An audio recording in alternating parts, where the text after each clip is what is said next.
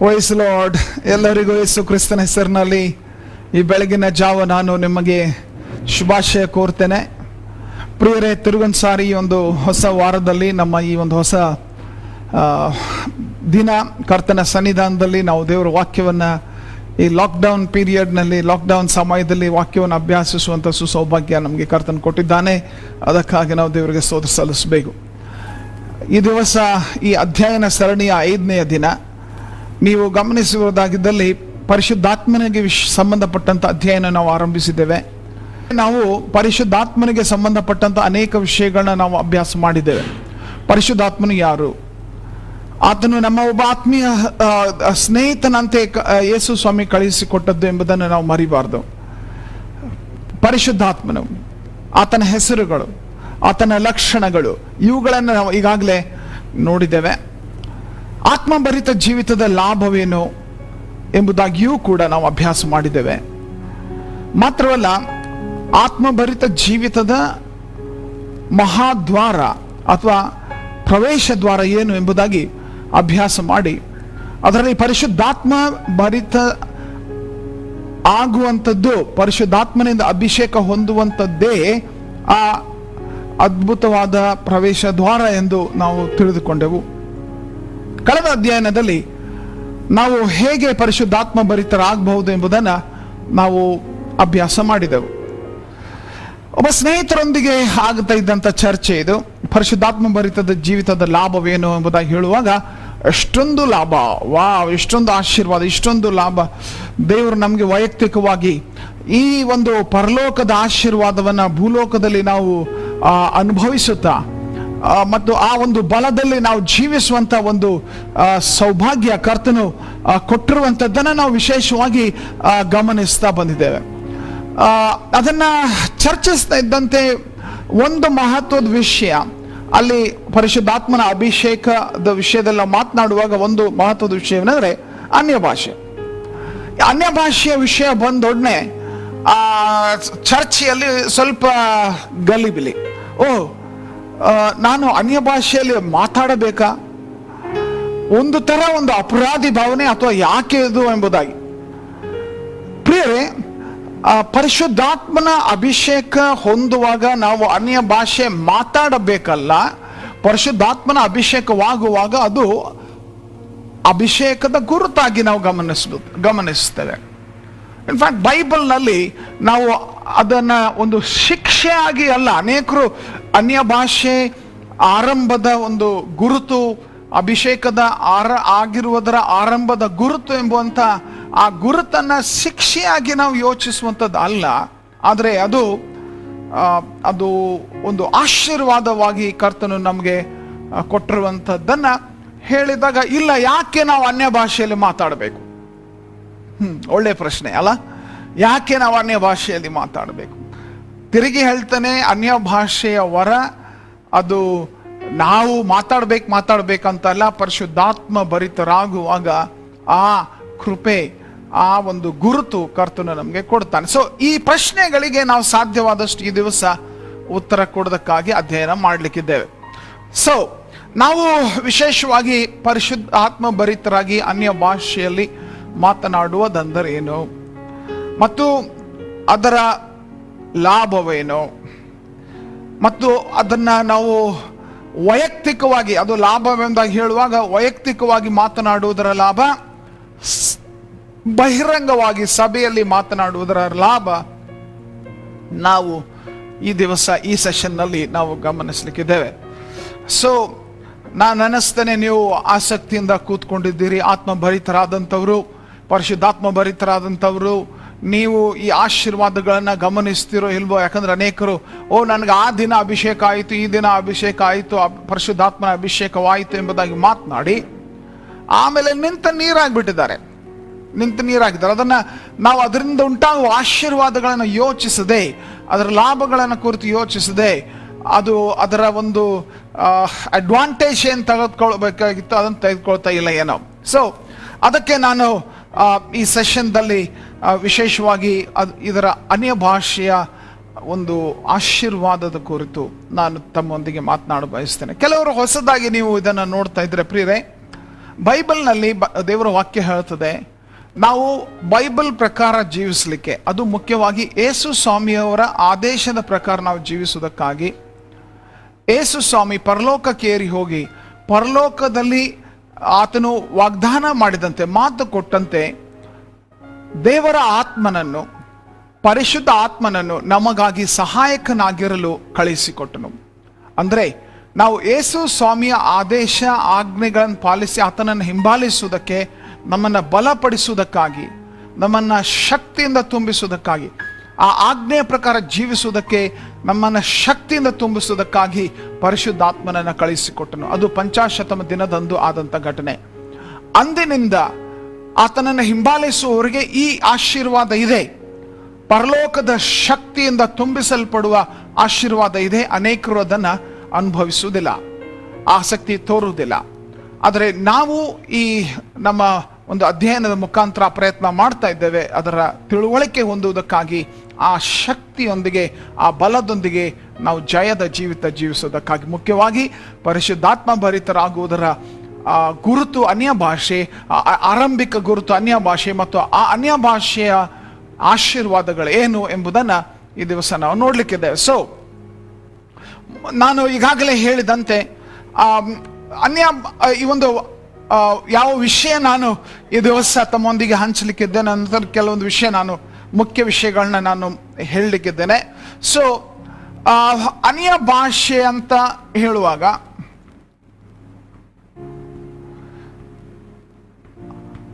ಅಂದರೇನು? Okay, first, what is speaking in tongues?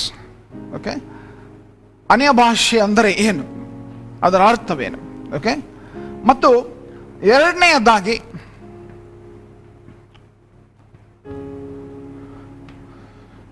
ಅನ್ಯ ಭಾಷೆಯ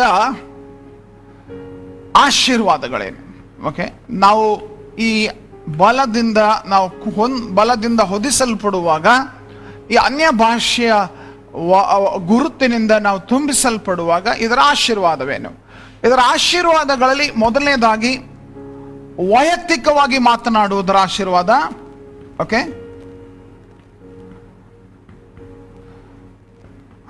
ಓಕೆ, ಎರಡನೆಯದು ಬಹಿರಂಗವಾಗಿ ಮಾತನಾಡುವುದರ ಆಶೀರ್ವಾದ. ಸೊ ಇವುಗಳನ್ನ ಈ ದಿವಸ ನಾವು ಅಭ್ಯಾಸ ಮಾಡಲಿಕ್ಕಿದ್ದೇವೆ. ನೀವು ಪೆನ್ನು ಪೇಪರ್ ಇಟ್ಕೊಂಡು ರೆಡಿ ಆಗಿದ್ದೀರಂತ ನಾನು ನೆನೆಸ್ತೇನೆ. ದಯಮಾಡಿ ನೋಟ್ಸ್ ಮಾಡ್ಕೊಳ್ರಿ. ನೋಟ್ಸ್ ಮಾಡಿಕೊಂಡು, ನಿಮ್ಗೆ ಇನ್ನೊಂದು ಅಡ್ವಾಂಟೇಜ್ ಏನಂದರೆ, ಯೂಟ್ಯೂಬ್ನಲ್ಲಿ ತಿರುಗಿ ನೋಡ್ಬೋದು, ಫೇಸ್ಬುಕ್ನಲ್ಲಿಯೂ ನೀವು ತಿರುಗಿ ನೋಡ್ಬೋದು. ಬಟ್ ನೋಟ್ಸ್ ಮಾಡಿಕೊಂಡು ನೀವು ಅದನ್ನು ಏನಂದರೆ ಮತ್ತೊಬ್ಬರಿಗೆ ಕಲಿಸ್ರಿ. ಓಕೆ, ಇದು ಬೈಬಲ್ನಲ್ಲಿ ಇರುವಂಥ ವಿಷಯ. ಓಕೆ, ಇದು ಯಾವುದೋ ಹೊರಗಡೆಯಿಂದ ಬಂದಂಥ ಅಥವಾ ಇವ್ರು ಕಲಿಸೋದಂತ, ಇದು ಬೈಬಲ್ನಲ್ಲಿ ಇರುವಂಥದ್ದು. ಅದಕ್ಕೆ ಬೈಬಲ್ ಸ್ಟಡಿಯಾಗಿ ಯಾಕೆ ಮಾಡ್ತಾ ಇದ್ದೇವೆ ಅಂದರೆ, ನೀವು ತಿಳ್ಕೊಳ್ಬೇಕೇನೆಂದ್ರೆ ಇದು ಅನ್ಯ ಭಾಷೆ, ಪರಿಶುದ್ಧಾತ್ಮನ ಅಭಿಷೇಕ, ಇದು ಬೈಬಲ್ನಲ್ಲಿ ಇರುವಂಥದ್ದು. ನೀವು ಬೈಬಲ್ ಫಾಲೋ ಮಾಡುವವರಾಗಿದ್ದರೆ, ಯೇಸು ಸ್ವಾಮಿನ ಹಿಂಬಾಲಿಸುವವರಾಗಿದ್ದರೆ ಇದು ನಿಮ್ಮ ಅನುಭವ ಆಗಿರಬೇಕು. ಓಕೆ, ನೀವು ಸಂಪ್ರದಾಯ ಆಚರಣೆಗಳನ್ನು ಹಿಂಬಾಲಿಸುವಂಥವ್ರಾಗಿದ್ದರೆ ಬಿಟ್ಬಿಡ್ರಿ, ನೋ ಪ್ರಾಬ್ಲಮ್. ಆದರೆ ಯೇಸು ಸ್ವಾಮಿಯ ಹಿಂಬಾಲಕರು ನೀವು ಆಗಿದ್ರೆ ಇದು ಅವಶ್ಯಕ. ಯಾಕಂದ್ರೆ ಯೇಸು ಸ್ವಾಮಿ ಅಪೇಕ್ಷಿಸಿದ್ದು ತನ್ನ ಶಿಷ್ಯರು ಪರಿಶುದ್ಧಾತ್ಮ ಭರಿತರಾಗಬೇಕು. ಈ ವಿಷಯಕ್ಕೆ ಆಧಾರವಾಗಿ ಇನ್ನೂ ವಿವರಗಳನ್ನು ನೋಡ್ಲಿಕ್ಕಿದ್ದೇವೆ. ಬಟ್ ಬಹಳ ಮಹತ್ವದ ವಿಷಯ, ಅಲಕ್ಷ್ಯ ಮಾಡಬೇಡ್ರಿ.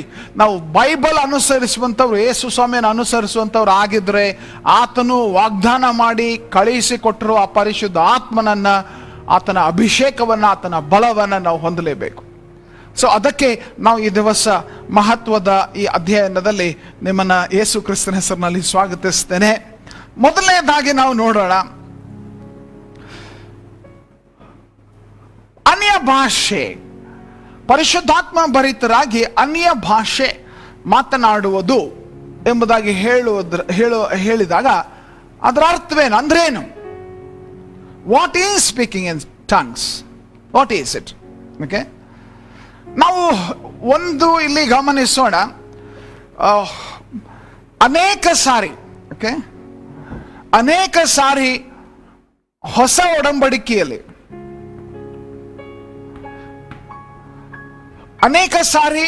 ಒಡಂಬಡಿಕೆಯಲ್ಲಿ, ಅನ್ಯ ಭಾಷೆಯ ಕುರಿತು ಬೈಬಲ್ ಹೇಳ್ತದೆ. ಓಕೆ, ಅನ್ಯ ಭಾಷೆಯ ಕುರಿತು ಹೊಸ ಒಡಂಬಡಿಕೆಯಲ್ಲಿ ಒಂದು ಸಾರಿ ಅಲ್ಲ, 2 ಸಾರಿ ಅಲ್ಲ, ಅನೇಕ ಸಾರಿ ಬೈಬಲ್ ಹೇಳ್ತದೆ. ಓಕೆ, ಈ ಮಾತು ಹೇಳ್ತಾ ಇದ್ದಾಗ ಮೊದಲನೆಯದಾಗಿ ಒಂದು ವಚನ ನೋಡೋಣ. ಮಾರ್ಕನ ಸುವಾರ್ತೆ 16ನೇ ಅಧ್ಯಾಯ 17ನೇ ವಚನ. ಅಲ್ಲಿ ನೋಡ್ರಿ, ವಚನ ಗಮನಿಸ್ರಿ ಅದನ್ನ. ಏನ್ ಹೇಳ್ತದೆ? ಇದಲ್ಲದೆ ನಂಬುವವರಿಂದ ಈ ಸೂಚಕ ಕಾರ್ಯಗಳು ಉಂಟಾಗುವವು, ನನ್ನ ಹೆಸರನ್ನು ಹೇಳಿ ದೆವ್ವಗಳನ್ನು ಬಿಡಿಸುವರು, ಹೊಸ ಭಾಷೆಗಳಿಂದ ಮಾತಾಡುವರು. ಓದ್ತಾ ಇದ್ದೀರಾ? ಯೇಸು ಸ್ವಾಮಿ ಹೇಳಿದಂತ ಮಾತಿದು. ಇದಲ್ಲದೆ ನಂಬುವವರಿಂದ ಈ ಸೂಚಕ ಕಾರ್ಯಗಳು ಉಂಟಾಗುವವು, ನನ್ನ ಹೆಸರನ್ನು ಹೇಳಿ. ಯಾರ ಹೆಸರು? ಯೇಸು ಸ್ವಾಮಿ ಹೆಸರನ್ನು ಹೇಳಿ ದೆವ್ವಗಳನ್ನು ಬಿಡಿಸುವರು. ಮತ್ತು ಯೇಸು ಸ್ವಾಮಿ ಸ್ವತಃ ಹೇಳ್ತಾ ಇದ್ದಾರೆ, ಹೊಸ ಭಾಷೆಗಳಿಂದ ಮಾತಾಡುವರು. ಅನ್ಯ ಭಾಷೆ, ಹೊಸ ಭಾಷೆಗಳಿಂದ ಮಾತಾಡುವರು. ಸೊ ಯೇಸು ಸ್ವಾಮಿ ಸ್ವತಃ ಅನ್ಯ ಭಾಷೆಯಿಂದ ಮಾತಾಡುವರು ಎಂಬುದಾಗಿ ಆತನ ಹಿಂಬಾಲಕರ ವಿಷಯದಲ್ಲಿ ಹೇಳಿರುವಂಥದ್ದು ಗಮನಿಸಬೇಕು. ಓಕೆ, ಶಿಷ್ಯರು, ಯೇಸುವಿನ ಹಿಂಬಾಲಕರು, ಅವರು ಅನ್ಯ ಭಾಷೆಯಿಂದ ಮಾತನಾಡುವರು. ಪಂಚಾಶತಮ ದಿನದಲ್ಲಿ ಏನಾಯಿತು? ಅಪೊಸ್ತಲರ ಕೃತ್ಯ 2ನೇ ಅಧ್ಯಾಯ 4ನೇ ವಚನ ಗಮನಿಸ್ರಿ. ಯೇಸು ಸ್ವಾಮಿ ಆದೇಶಿಸಿದಂತೆ ಆಗ ಅವರೆಲ್ಲರೂ, ಅಪೊಸ್ತಲರ ಕೃತ್ಯ 2:4 ಓದ್ತಾ ಇದ್ದೇವೆ, ಆಗ ಅವರೆಲ್ಲರೂ ಪವಿತ್ರಾತ್ಮ ಭರಿತರಾಗಿ ಆ ಆತ್ಮ ತಮಗೆ ನುಡಿಯುವ ಶಕ್ತಿಯನ್ನ ಕೊಡುವ ಪ್ರಕಾರ ಬೇರೆ ಬೇರೆ ಭಾಷೆಗಳಿಂದ ಮಾತನಾಡುವುದಕ್ಕೆ ಪ್ರಾರಂಭಿಸಿದರು. ಪಂಚಾಶತಮ ದಿನದಲ್ಲಿ ಆದಂತ ಘಟನೆ. ಇನ್ಫ್ಯಾಕ್ಟ್ ನಾವು ಅಪೊಸ್ತಲರ ಕೃತ್ಯದಲ್ಲಿ ವಿಶ್ವಾಸಿಗಳು ಅನ್ಯ ಭಾಷೆಯಲ್ಲಿ ಮಾತನಾಡುವುದರ ವಿಷಯವಾಗಿ ನಾವು ನೋಡ್ತೇವೆ. ಕೊರ್ನೇಲಿಯನ ಮನೆಗೆ ಪೇತ್ರನು ಹೋಗಿ ಪ್ರಸಂಗ ಮಾಡಿದಾಗ ಅಪೊಸ್ತಲರ ಕೃತ್ಯ 10ನೇ ಅಧ್ಯಾಯ 46ನೇ ವಚನ ಬೈಬಲ್ ಹೇಳ್ತದೆ, ಅವರು ನಾನಾ ಭಾಷೆಗಳನ್ನಾಡುತ್ತಾ ದೇವರನ್ನ ಕೊಂಡಾಡುತ್ತಾ ಇರುವುದನ್ನ ಪೇತ್ರನ ಸಂಗಡ ಬಂದಿದ್ದ ಯಹೂದ್ಯರಾದ ವಿಶ್ವಾಸಿಗಳು ಕೇಳಿದಾಗ, ವಾವ್, ಅವ್ರ ಕಣ್ಣಿಗೆ ಕಾಣ್ತಾ ಇದೆ, ಕಿವಿಗೆ ಕೇಳ್ತಾ ಇದೆ, ಅವರು ನೋಡ್ತಾ ಇದ್ದಾರೆ, ಒಬ್ಬ ಅನ್ಯ ವ್ಯಕ್ತಿ, ಯಹೂದ್ಯನಲ್ಲದ ಕೊರ್ನೇಲಿಯನು ಪರಿಶುದ್ಧಾತ್ಮ ಭರಿತನಾಗಿ, ಅವನ ಮನೆಯವರೆಲ್ಲರೂ ಪರಿಶುದ್ಧಾತ್ಮ ಭರಿತರಾಗಿ ಅನ್ಯ ಭಾಷೆಗಳಲ್ಲಿ ಮಾತನಾಡುವುದಕ್ಕೆ ಆರಂಭಿಸಿದರು. ಎಫೆಸ ಸಭೆಯ ಘಟನೆ ಸುಮಾರು 20 ವರ್ಷದ ನಂತರ, ಪಂಚಾಶತಮ ದಿನದ ನಂತರ 20 ವರ್ಷದ ನಂತರ ಆಗ್ತಾ ಇದೆ ಘಟನೆ ಇದು. ಓಕೆ, ಇದನ್ನ ನಾವು ಅಪೊಸ್ತಲರ ಕೃತ್ಯ 19ನೇ ಅಧ್ಯಾಯ 6ನೇ ವಚನದಲ್ಲಿ ನೋಡ್ತೇವೆ. ಓಕೆ, ಅಲ್ಲಿಯೂ ಕೂಡ ಹಾಗೆ ಪೌಲನು ಅವರ ಮೇಲೆ ಕೈಗಳನ್ನಿಡಲು ಪವಿತ್ರಾತ್ಮ ವರವು ಅವರ ಮೇಲೆ ಬಂತು. ಅವರು ಮತ್ತೇನು ಹೇಳ್ತದೆ?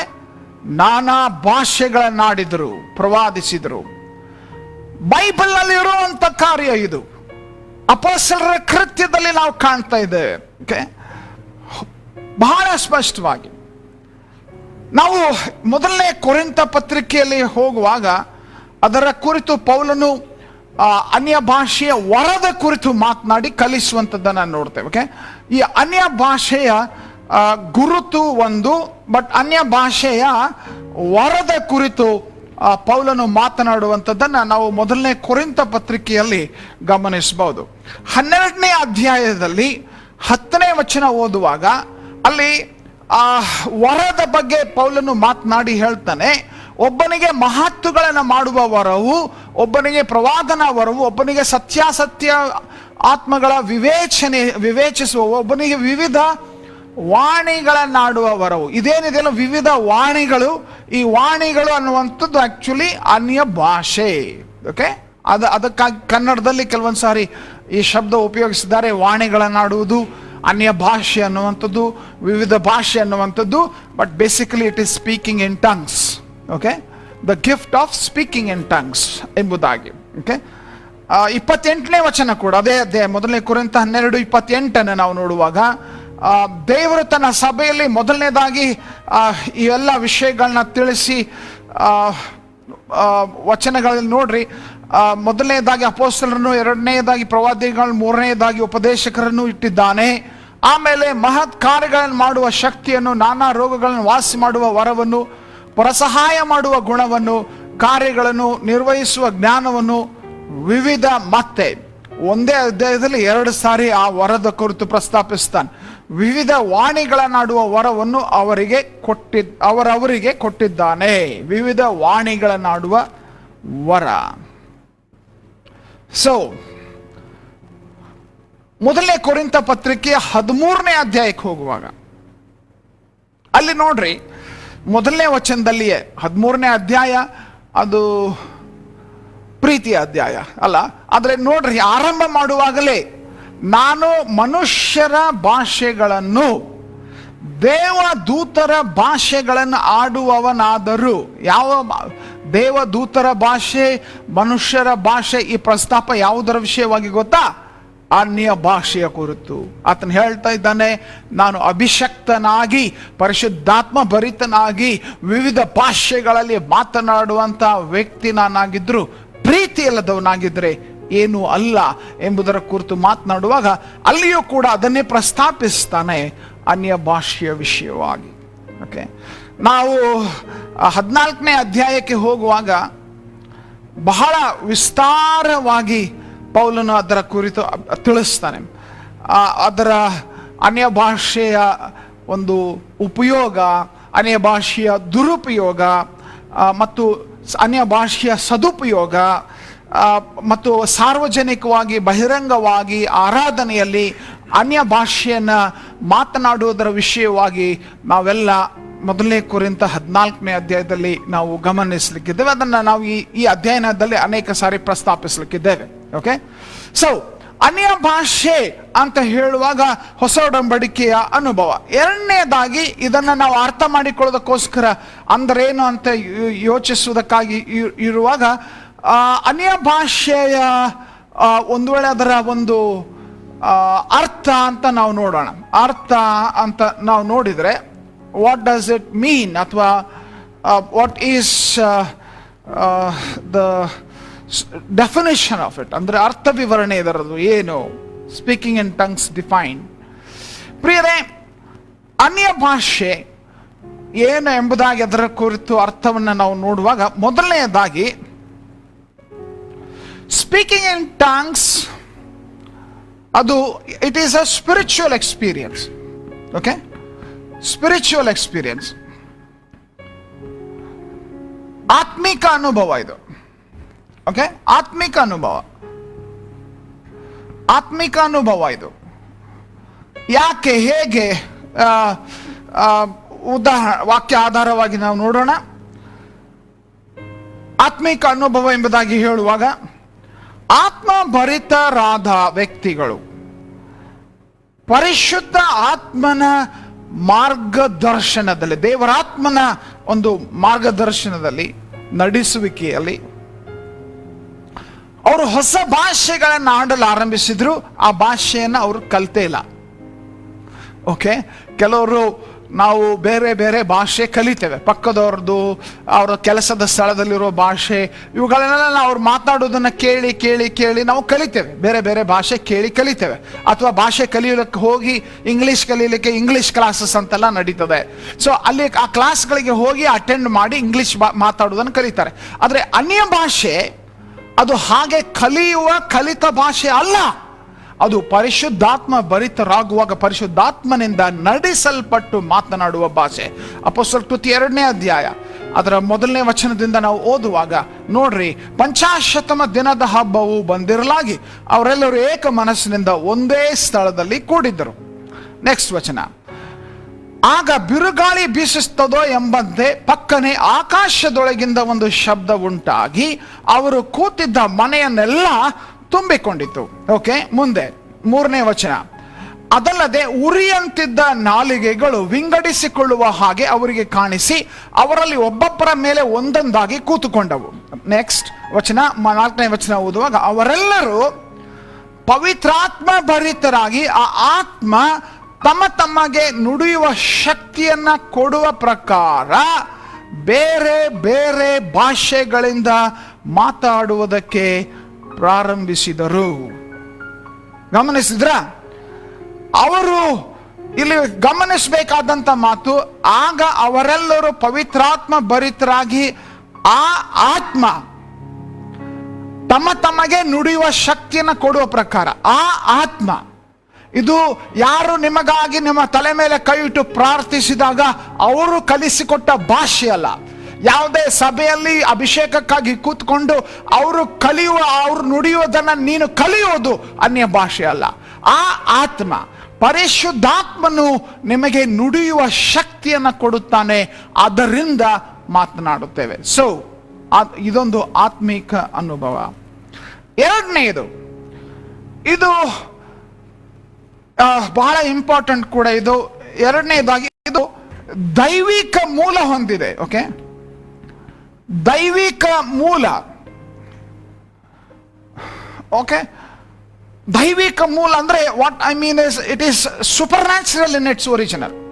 ಓಕೆ, ಪಂಚಾಶತಮ ದಿನದಲ್ಲಿ ನೋಡ್ರಿ, ಆ ವಚನ ತಿರುಗಿ ನೋಡೋಣ. ಅಪೊಸ್ತಲರ ಕೃತ್ಯ 2ನೇ ಅಧ್ಯಾಯ 2ನೇ ವಚನ.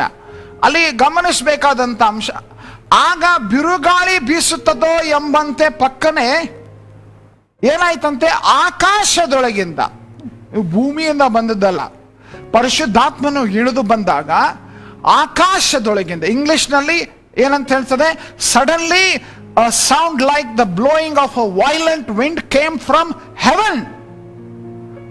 ಪರಲೋಕದಿಂದ, ಹೆವನ್. ಓಕೆ, ಆಕಾಶದಿಂದ. ವಚನ ಗಮನಿಸೋಣ. ಕನ್ನಡದಲ್ಲಿ ಆಕಾಶದೊಳಗಿಂದ ಇರುವಂತಹ ಶಬ್ದ ಇಂಗ್ಲಿಷ್ನಲ್ಲಿ ಫ್ರಮ್ ಹೆವನ್ ಅಂತ ಉಪಯೋಗಿಸಲ್ಪಡ್ತದೆ. ಆಕಾಶದೊಳಗಿಂದ ವಚನ ಕನ್ನಡದಲ್ಲಿ ನೋಡುವಾಗ ಒಂದು ಶಬ್ದ ಉಂಟಾಗಿ ಅವರು ಕೂತಿದ್ದ ಮನೆಯಲ್ಲೆಲ್ಲ ತುಂಬಿಕೊಂಡಿತ್ತು. ಆಕಾಶದಿಂದ, ಪರಲೋಕದಿಂದ. ಸೊ ಶಿಷ್ಯರ ಒಂದು ಅನುಭವ, ವಿಶೇಷವಾಗಿ ಪರಿಶುದ್ಧಾತ್ಮ ಭರಿತರಾಗುವ ಅನುಭವ. ಅದು ಭೂಮಿಯಿಂದ, ಎಲ್ಲೋ ಕಾಡಿನಿಂದ, ಗುಡ್ಡದಿಂದ ಹುಟ್ಟಿ ಬಂದದ್ದಲ್ಲ, ಅದು ಆಕಾಶದಿಂದ, ಪರಲೋಕದಿಂದ ಬಂದದ್ದು ಎಂಬುದನ್ನು ನಾವು ಮರಿಬಾರದು. ಓಕೆ, ಮತ್ತು ಪೌಲನು ಪರಿಶುದ್ಧಾತ್ಮ ಭರಿತತೆಯ ಕುರಿತು 1ನೇ ಕೊರಿಂಥ 12ನೇ ಅಧ್ಯಾಯ 7ನೇ ವಚನದಲ್ಲಿ ನೋಡ್ರಿ, ಮಾತು ಹೀಗೆ ಹೇಳ್ತದೆ, ಆದರೆ ಪ್ರತಿಯೊಬ್ಬನಲ್ಲಿ ತೋರಿ ಬರುವ ದೇವರಾತ್ಮನ ವರ. ಇವು ಕನ್ನಡ ಶಬ್ದ, ತೋರಿ ಬರುವ ದೇವರಾತ್ಮನ ವರಗಳು. ಪ್ರತಿಯೊಬ್ಬನಲ್ಲಿ ತೋರಿ ಬರುವ ದೇವರಾತ್ಮನ ವರಗಳು ಸರ್ವರ ಪ್ರಯೋಜನಾರ್ಥಕವಾಗಿ ಕೊಡಲ್ಪಟ್ಟಿದ್ದು. ಬಟ್ ಗಮನಿಸೋಣ, ಆದರೆ ಪ್ರತಿಯೊಬ್ಬರಲ್ಲಿ ತೋರಿ ಬರುವ ದೇವರಾತ್ಮನ ವರಗಳು. ಇಂಗ್ಲಿಷ್ನಲ್ಲಿ ನೋಡ್ರಿ, ಬಹಳ ಇಂಟ್ರೆಸ್ಟಿಂಗ್ ಇದೆ. But to each one the manifestation of the spirit.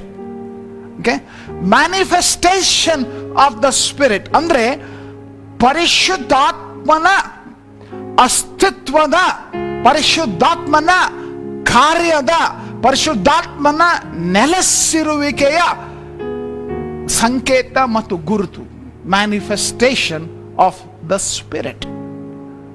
ಕನ್ನಡದಲ್ಲಿ ಹಾಗಿಲ್ಲ. ಅದು ಕನ್ನಡದಲ್ಲಿ ಅರ್ಥ ಬೇರೆ ರೀತಿಯಾಗಿ ಕೊಡುವಂತೆ ಕಾಣಿಸ್ತದೆ. ಪ್ರತಿಯೊಬ್ಬನಲ್ಲಿ ತೋರಿ ಬರುವ ಅಂದರೆ ಕಣ್ಣಿಗೆ ಕಾಣುವ ದೇವರಾತ್ಮನ ವರಗಳು. ದೇವರಾತ್ಮನು ನಮ್ಮೊಳಗೆ ನೆಲೆಸಿರುವುದರಿಂದ ಅದು ತೋರಿ ಬರ್ತದೆ, ಅದು ಕಾಣಿಸ್ತದೆ, ಅದು ಕಂಡು ಬರ್ತದೆ. ಅದು ಮುಚ್ಚಿಡಲ್ಪಡುವಂಥದ್ದಲ್ಲ. ಯೇಸು ಸ್ವಾಮಿಯನ್ನು ನಂಬಿದಾಗ ಹೃದಯದಲ್ಲಿ ನೀನು ಇಟ್ಕೊಂಡಿರುವಂಥದ್ದು ನಿನಗೆ ಗೊತ್ತು, ಬೇರೆಯವ್ರಿಗೆ ಗೊತ್ತಾಗುವುದಿಲ್ಲ. ಆದರೆ ಪರಿಶುದ್ಧಾತ್ಮ ಭರಿತನಾಗುವಾಗ, ನೀನು ಆ ಅಭಿಷೇಕ ಹೊಂದುವಾಗ, ನೀನು ಅನ್ಯ ಭಾಷೆಯ ವರದೊಂದಿಗೆ ಗುರುತು ಹೊಂದುವಾಗ ತೋರಿ ಬರುತ್ತದೆ. ಮ್ಯಾನಿಫೆಸ್ಟೇಷನ್ ಆಫ್ ದ ಸ್ಪಿರಿಟ್ ಬಹಳ ಮಹತ್ವದ ಶಬ್ದ. ಓಕೆ,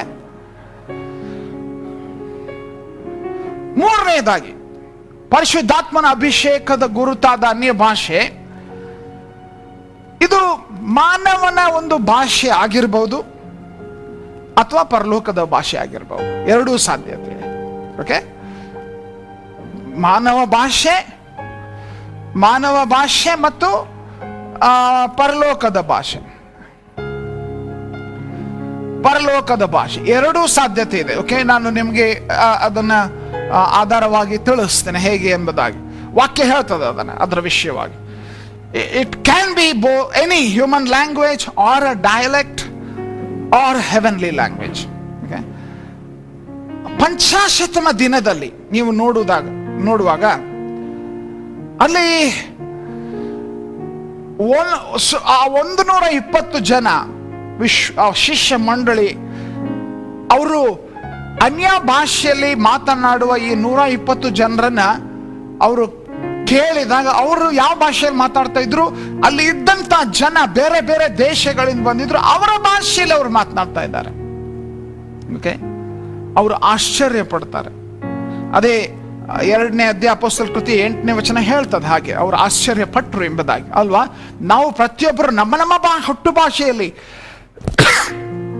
ನಮ್ಮ ಹುಟ್ಟು ಭಾಷೆಯಲ್ಲಿ ಇವರು ಮಾತಾಡುವುದನ್ನು ಕೇಳುತ್ತೇವಲ್ಲ, ಇದು ಹೇಗೆ ಎಂಬುದಾಗಿ. ಹುಟ್ಟು ಭಾಷೆಯಲ್ಲಿ, ಓಕೆ, ಗಮನಿಸ್ತಾ ಇದ್ದೀರಾ, ನಾವು ಪ್ರತಿಯೊಬ್ಬರು ನಮ್ಮ ಹುಟ್ಟು ಭಾಷೆಯಲ್ಲಿ, ಓಕೆ. ಸೊ ಅಲ್ಲಿ ನೆರೆದು ಬಂದ ವಿವಿಧ ದೇಶಗಳ ಜನರ ಹುಟ್ಟು ಭಾಷೆಯಲ್ಲಿ ಅಭಿಷೇಕವಾದಾಗ ಅವರು ಅಂದು ಮಾತನಾಡಿದರು. ಓಕೆ, ಅದಕ್ಕೆ ಅವರು ಆಶ್ಚರ್ಯಪಟ್ಟು ಕೇಳ್ತಾ ಇದ್ದಾರೆ. ಆಗ ಅವರು ಅಲ್ಲಿ ಮಾನವನಿಗೆ ತಿಳಿದ ಭಾಷೆಯಲ್ಲಿ ಅವರು ಮಾತನಾಡಿದರು. ಆದರೆ 1ನೇ ಕೊರಿಂಥ 13ನೇ ಅಧ್ಯಾಯ 1ನೇ ವಚನದಲ್ಲಿ ಪರಲೋಕದ ಭಾಷೆಯಾಗಿಯೂ ಅದು ಕಾಣುತ್ತದೆ. ಓಕೆ, ಮನುಷ್ಯರ ಭಾಷೆಗಳನ್ನು ದೇವದೂತರ ಭಾಷೆಗಳನ್ನು ಆಡುವವನಾದರು. ಪರಲೋಕದ ಭಾಷೆ ದೇವದೂತರ ಭಾಷೆ ಎಂಬುದಾಗಿ ಅಲ್ಲಿ ಪೌಲನು ಅನ್ಯ ಭಾಷೆಗೆ ಆ ಶಬ್ದವನ್ನ ಉಪಯೋಗಿಸುವಂಥದ್ದನ್ನ ನಾವು ನೋಡ್ತೇವೆ. ಸೊ ಮಾನವನ ಭಾಷೆ ಆಗಿರಬಹುದು, ಪರಲೋಕದ ಭಾಷೆಯು ಇದಾಗಿರಬಹುದು. ಮತ್ತು 4ನೇದಾಗಿ ಇಲ್ಲಿ ನಾವು ಗಮನಿಸಬೇಕು, ಇದರ ಅರ್ಥವನ್ನು ನಾವು ನೋಡುವಾಗ, ಈ ಅನುಭವ ಎಲ್ಲಾ ವಿಶ್ವಾಸಿಗಳಿಗೆ, okay, it is for all believers, okay, ಎಲ್ಲಾ ವಿಶ್ವಾಸಿಗಳಿಗೆ ಈ ಅನುಭವ, ಎಲ್ಲಾ ವಿಶ್ವಾಸಿಗಳಿಗೆ. ದಯಮಾಡಿ ನೆನ್ಪಿಟ್ಕೊಳ್ರಿ, ಇದು ಎಲ್ಲ ಬಹಳ ಅತಿ ಸ್ಪಿರಿಚುವಲ್ ಇರೋರಿಗೆ ದೊರಕುವಂಥದ್ದು, ಮಹಾಭಕ್ತರಿಗೆ ದೊರಕುವಂಥದ್ದು ಇಲ್ಲ. ಇದು ಎಲ್ಲಾ ವಿಶ್ವಾಸಿಗಳಿಗೆ ವಾಗ್ದಾನ ಮಾಡಲ್ಪಟ್ಟಂಥದ್ದು. ಪರಿಶುದ್ಧಾತ್ಮನ ಅಭಿಷೇಕ ಎನ್ನುವಂಥದ್ದು ಪ್ರತಿಯೊಬ್ಬ ವಿಶ್ವಾಸಿಗಿದ್ದಲ್ಲಿ, ಅಭಿಷೇಕ ಅನ್ನುವಂಥದ್ದು ಪ್ರತಿಯೊಬ್ಬ ವಿಶ್ವಾಸಿಗೋಸ್ಕರ ಇರುವುದಾಗಿದ್ದಲ್ಲಿ, ಪ್ರಿಯರೇ, ಅನ್ಯ ಭಾಷೆಯೂ ಕೂಡ ಪ್ರತಿಯೊಬ್ಬ ವಿಶ್ವಾಸಿಗೂ ಕೊಡಲ್ಪಡುವಂಥದ್ದು. ಓಕೆ, ಇದಕ್ಕೆ ಆಧಾರವಾಗಿ ನಾವು ನೋಡೋಣ, ವಾಕ್ಯ ಏನ್ರಿ, ಹೆಂಗ ಹೇಳ್ತೀರಿ? ಪಂಚಾಶತಮ ದಿನ ತಿರುಗಿ ನೋಡೋಣ. ಅಪೊಸ್ತಲರ ಕೃತಿ 2ನೇ ಅಧ್ಯಾಯ 4ನೇ ವಚನ ಏನ್ ಹೇಳ್ತದೆ? ಆಗ ಗಮನಿಸ್ತಾ ಇದ್ದೀರಾ, 120 ಮಂದಿ ಇದ್ರು ವಿಶ್ವಾಸಿಗಳಲ್ಲಿ, 120 ಮಂದಿ ಶಿಷ್ಯರಿದ್ದರು. ಆಗ ವಚನ ನೋಡ್ರಿ, ಆಗ ಅವರೆಲ್ಲರೂ ಪವಿತ್ರಾತ್ಮ ಭರಿತರಾಗಿ ಆ ಆತ್ಮ ತಮಗೆ ನುಡಿಯುವ ಶಕ್ತಿಯನ್ನು ಕೊಡುವ ಪ್ರಕಾರ ಬೇರೆ ಬೇರೆ ಭಾಷೆಗಳಿಂದ ಮಾತಾಡುವುದಕ್ಕೆ ಪ್ರಾರಂಭಿಸಿದ್ರು. 1 ವರ್ಡ್, ಆಗ, ಕೆಲವರು ಅಲ್ಲ, ಅವರೆಲ್ಲರೂ. ವಾಟ್ ಎ ಇಂಪಾರ್ಟೆಂಟ್ ವರ್ಡ್, ಅವರೆಲ್ಲರೂ. ಅಂದ್ರೆ ನೀನು ವಾಕ್ಯ ಕೇಳ್ತಾ ಇದೆಯಲ್ಲ ಇವತ್ತು, ನೀನು ಸಹ ಒಳಗೊಂಡಿದ್ದಿ. ನೀನು ಸಹ ಪರಿಶುದ್ಧಾತ್ಮನ ಅಭಿಷೇಕವಾಗುವಾಗ ನೀನು ಸಹ ಈ ವರ, ಈ ಗುರುತು ನೀನು ಸಹ ಹೊಂದಲಿಕ್ಕೆ ಸಾಧ್ಯ. ಮಾರ್ಕನ ಸುವಾರ್ತೆ 16ನೇ ಅಧ್ಯಾಯ 17ನೇ ವಚನ ಈಗಾಗಲೇ ಓದಿದ್ದೇವೆ. ನೋಡೋಣ ಮತ್ತೆ ತಿರುಗಿ ವಚನ ಏನು ಹೇಳ್ತದೆ. ಮಾರ್ಕ 16:17ರಲ್ಲಿ ಯೇಸು ಸ್ವಾಮಿಯ ಆ ಮಾತು, ಯೇಸು ಸ್ವಾಮಿ ಹೇಳಿದಂಥ ವಿಷಯ ಅಲ್ಲಿ ನಾವು ಗಮನಿಸುವಾಗ ನೋಡ್ತೇವೆ. ವಿಶೇಷವಾಗಿ ಪ್ರಿಯರೇ, ಬಹಳ ವಿಶೇಷವಾಗಿ ಗಮನಿಸಬೇಕಾದಂಥ ಅಂಶ ವಚನ ನೋಡೋಣ ಅದನ್ನ. ಇದಲ್ಲದೆ ನಂಬುವವರಿಂದ ಈ ಸೂಚಕ ಕಾರ್ಯಗಳು ಉಂಟಾಗುವವು. ಲಿಸ್ಟ್ನಲ್ಲಿ ಹೊಸ ಭಾಷೆಗಳಿಂದ ಮಾತಾಡೋರು ಯಾರವರು? ನಂಬುವವರಿಂದ. ನೀನು ನಂಬಿರುವ ವ್ಯಕ್ತಿ ಆಗಿದ್ರೆ ಅಷ್ಟೇ, ಯೇಸುವನ್ನ ನಂಬಿರುವ ವ್ಯಕ್ತಿ ಆಗಿದ್ರೆ ಅಷ್ಟೇ, ನೀನು ಯೇಸುವನ್ನ ನಂಬಿರುವ ವ್ಯಕ್ತಿ ಆಗಿದ್ರೆ ಅಷ್ಟೇ. ತಿರುಗಿ ಹೇಳ್ತೇನೆ, ಇದು ಪಾಸ್ಟರ್ಗೆ ಅಥವಾ ಇದು ಎಲ್ಡರ್ಸ್ಗೆ ಅಥವಾ ಇವ್ಯಾಂಜಲಿಸ್ಟ್ಸ್ಗೆ ಇದು ಓಕೆ ಏನೇನೋ ನಾವು ಗುಂಪುಗಳನ್ನು ವಿಶೇಷಣಗಳನ್ನು ಕೊಟ್ಟು ಹಾಗೆ ಹೀಗೆ ಎಲ್ಲ ನಾವು ಗುರುತಿಸಿಕೊಳ್ತೇವೆ. ಅದರ ದಯಮಾಡಿ ನೆನ್ಪಿಟ್ಕೊಳ್ರಿ, ಬೈಬಲ್ ಪ್ರಕಾರ ಇದು ಎಲ್ಲರಿಗೆ, ನಂಬುವವರೆಲ್ಲರಿಗೆ, ಯೇಸು ಸ್ವಾಮಿನ ನಂಬುವವರೆಲ್ಲರಿಗೆ ಈ ವರದ ಅವಕಾಶ ಉಂಟು. 1 ಕೊರಿಂಥ 14ನೇ ಅಧ್ಯಾಯ 5ನೇ ವಚನ, ಪೌಲನು ಕೊರಿಂಥದ ವಿಶ್ವಾಸಿಗಳೊಂದಿಗೆ ಮಾತನಾಡುವಾಗ ಹೇಳುವಂತ ಮಾತು ಏನು ಹೇಳ್ತಾ ಇದ್ದಾನೆ ಗೊತ್ತಾ? ಅಪೇಕ್ಷೆ, ಇದು ಸಭೆಗಾಗಿ ಇರುವಂತ ಅಪೇಕ್ಷೆ. ಒಂದು ವೇಳೆ ಪೌಲನು ಈ 21ನೇ ಶತಮಾನದ ಈಗಿನ ಸಮಯದಲ್ಲಿಯೂ ಕೂಡ ಒಂದು ವೇಳೆ ಇದ್ದಿದ್ರೆ ಇದೇ ಮಾತು ಹೇಳ್ತಾ ಇದ್ದಾನೇನೋ.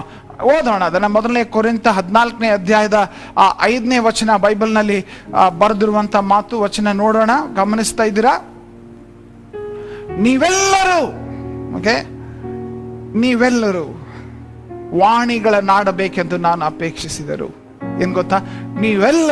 ಎಲ್ಲರೂ ಕೊರಿಂಥ ಸಭೆಯೇ, ನೀವೆಲ್ಲರೂ ಅನ್ಯ ಭಾಷೆಯ ವರದಿಂದ, ಅನ್ಯ ಭಾಷೆಯ ಗುರುತಿನಿಂದ ನೀವು ಆ ಒಂದು ಅನುಭವ ಹೊಂದುವವರಾಗಿರ್ಬೇಕೆಂದು ಅಪೇಕ್ಷಿಸಿದ್ರು.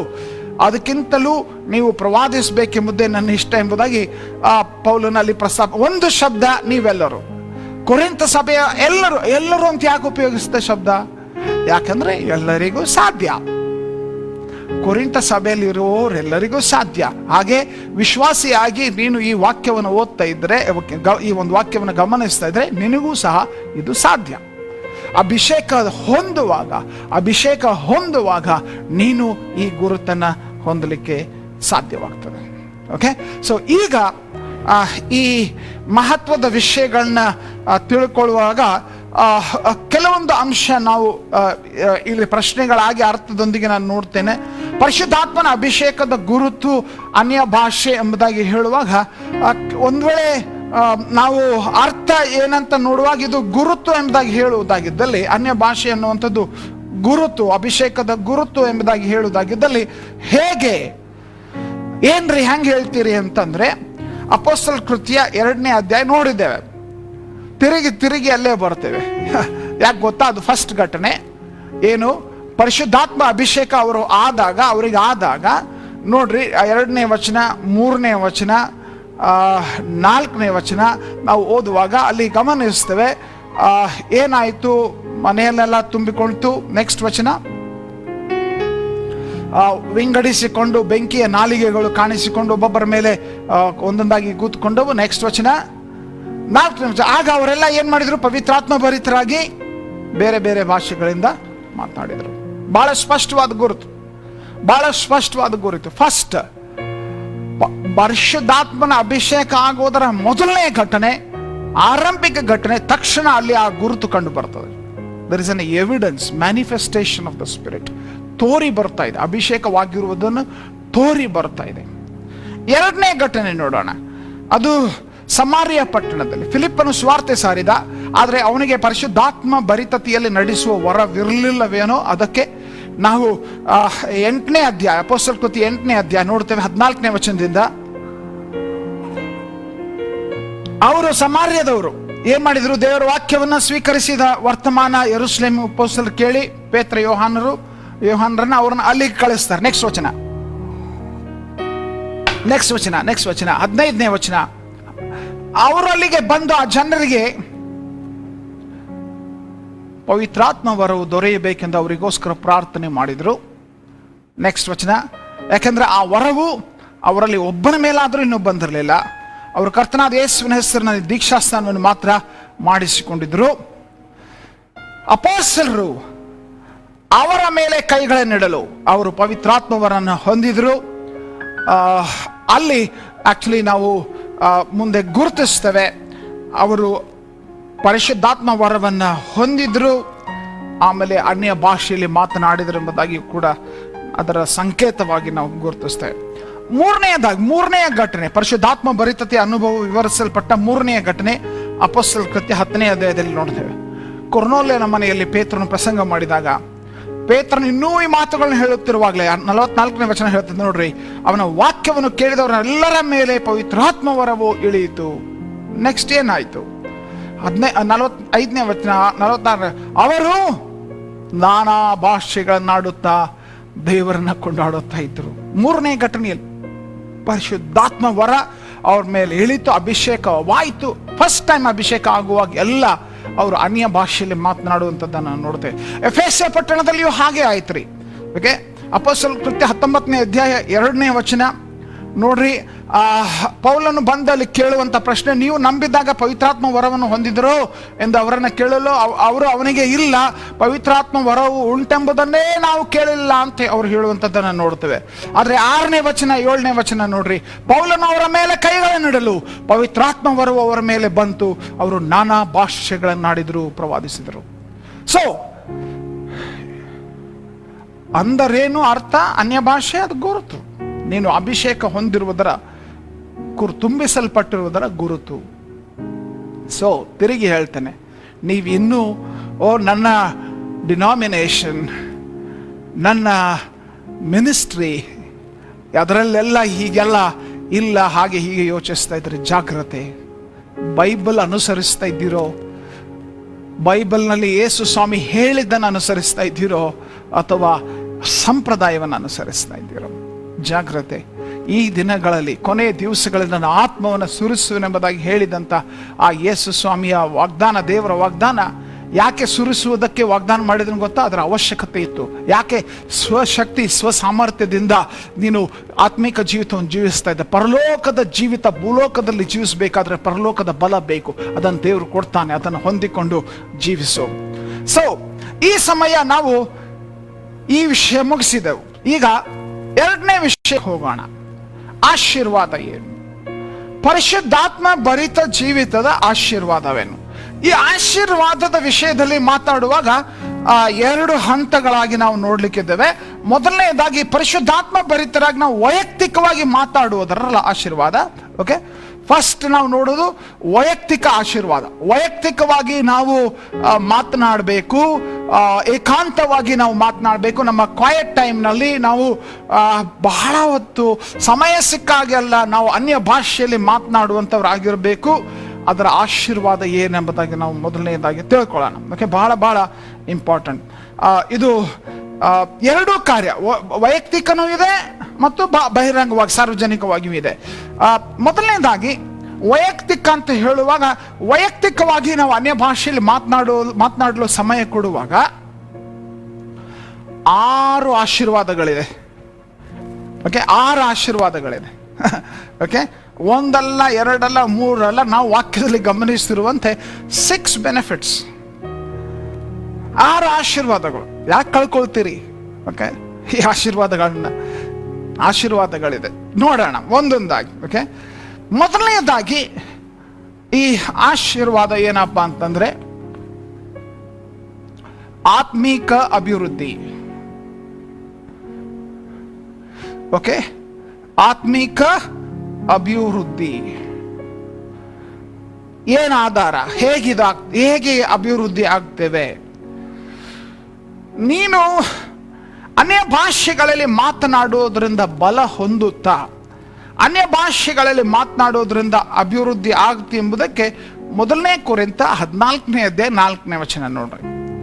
ಪೌಲನು ಹೇಳ್ತಾನೆ, ವಾಣಿಯನ್ನಾಡುವವನು ಯಾರು? ಆ ವಾಣಿ ಅಂದ್ರೆ ನಾನು ಹೇಳಿದ್ದೇನೆ, ಇಂಗ್ಲಿಷ್ನಲ್ಲಿ ಆದರೂ ಹಿ ಹೂ ಸ್ಪೀಕ್ಸ್ ಇನ್ ಟಂಗ್ಸ್ ಅಂತ ಹೇಳ್ತಾರೆ ಅಲ್ಲ, ಇಂಗ್ಲಿಷ್ನಲ್ಲಿ ಹಾಗೆ ಹೇಳ್ತದಲ್ಲ, anyone who speaks in tongues. Okay, edifies himself. So ಕನ್ನಡದಲ್ಲಿ ವಾಣಿಯನ್ನಾಡುವವನು ತನಗೆ ಮಾತ್ರ ಭಕ್ತಿ ವೃದ್ಧಿಯನ್ನುಂಟು ಮಾಡುತ್ತಾನೆ. ಕೆಲವರು ಭಕ್ತಿ ವೃದ್ಧಿ ಉಂಟು ಮಾಡಲಿಕ್ಕೆ, ಆತ್ಮಿಕ ಅಭಿವೃದ್ಧಿ ಆಗಲಿಕ್ಕೆ ಏನೇನೋ ಮಾಡ್ತಾರೆ, ಕ್ಯಾಂಪ್ ಮಾಡ್ತಾರೆ, ಕಾನ್ಫರೆನ್ಸ್ ಮಾಡ್ತಾರೆ, 108 ಕಾರ್ಯಕ್ರಮಗಳು ಮಾಡ್ತಾರೆ. ಆದರೆ ಪರ್ಸನಲಿ ನೀನು ಚಾರ್ಜ್ ಆಗ್ಲಿಕ್ಕೆ ದೇವರು ಕೊಟ್ಟಿರುವಂತ ಆ ಕಾರ್ಯವನ್ನೇ ಮಾಡುವುದಿಲ್ಲ. ಓಕೆ, ಅದರ ಕುರಿತು ಯೋಚಿಸು. ಯಾಕೆ ಬೈಬಲ್ ಹೇಳ್ತ, ನಿಮ್ಮ ಬೈಬಲ್ ಇದೇ ಬೈಬಲಾ? 66 ಪುಸ್ತಕಗಳ ಬೈಬಲ್ ಹಾಗಿದ್ರೆ ಗಮನಿಸ್ರಿ, ಬೈಬಲ್ಲೇ ಹೇಳ್ತದೆ, ಅನ್ಯ ಭಾಷೆ ಅಥವಾ ವಾಣಿಗಳನ್ನಾಡುವವನು ಏನ್ ಮಾಡ್ತಾನೆ? ವಚನ ನೋಡ್ರಿ, ತನಗೆ ಮಾತ್ರ ಭಕ್ತಿ ವೃದ್ಧಿಯನ್ನುಂಟು ಮಾಡಿಕೊಳ್ತಾನೆ. ಪ್ರಿಯರೇ, ಬೈಬಲ್ನಲ್ಲಿ ಈ ಒಂದು ಏಕೈಕ ಅಂಶ, ಓಕೆ, ವರಗಳಲ್ಲಿ ಏಕೈಕ ವರ ನಿರ್ದಿಷ್ಟವಾಗಿ ಇದು ಒಬ್ಬ ವೈಯಕ್ತಿಕವಾಗಿ ಅದು ಕಟ್ಟುತ್ತದೆ, ಅಭಿವೃದ್ಧಿ ಪಡಿಸ್ತದೆ ಅಂತ ಪ್ರಸ್ತಾಪಿಸಿರುವಂತ ಘಟನೆ ಇದು. ಓಕೆ, ಮತ್ತು ಅದಕ್ಕೆ ಪೌಲನು ಹೇಳ್ತಾನೆ, ನೀವು ಒಂದು ವೇಳೆ ಪೌಲನ ಪತ್ರಿಕೆಗಳನ್ನು ಓದ್ತಾ ಇದ್ರೆ, ಪೌಲನ ಪುಸ್ತಕಗಳನ್ನು ಓದ್ತಾ ಇದ್ದರೆ, ನಿಮಗೆ ಇವಾಗ ಅನ್ಯ ಭಾಷೆ ವಿಷಯದಲ್ಲಿ ಕೇಳಿ ಗಲಿಬಿಲಿ ಆಗ್ತಾ ಇದ್ರೆ, ಈ ವಿಷಯಕ್ಕೆ ನೋಡ್ರಿ.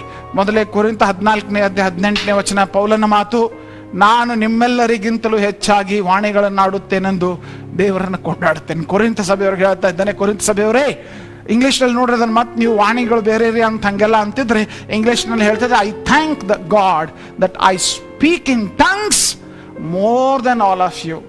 ಸೊ ಅನ್ಯ ಭಾಷೆ ಮಾತಾಡುವವ್ರ ಬಗ್ಗೆ ಬಹಳ ಸಿಟ್ಟಿದ್ರೆ ಪೌಲನ ಪತ್ರಿಕೆಗಳನ್ನ ನೀವು ಓದ್ತಿರೋ ಬಿಡ್ತಿರೋ ನೋಡ್ರಿ ಹಂಗಂದ್ರೆ. ಓಕೆ, ಯಾಕಂದ್ರೆ ಪೌಲನು ಅನ್ಯ ಭಾಷೆಯಲ್ಲಿ ಕೊರಿಂಥ ಸಭೆಯವ್ರಿಗಿಂತ ಹೆಚ್ಚು ಮಾತಾಡ್ತಿದ್ದ. ಓಕೆ, ಹಾಗಿದ್ರೆ ಇದು ಅಭಿವೃದ್ಧಿಗಾಗಿ. ಯಾಕೆ ಮಾತಾಡ್ತಾರೆ?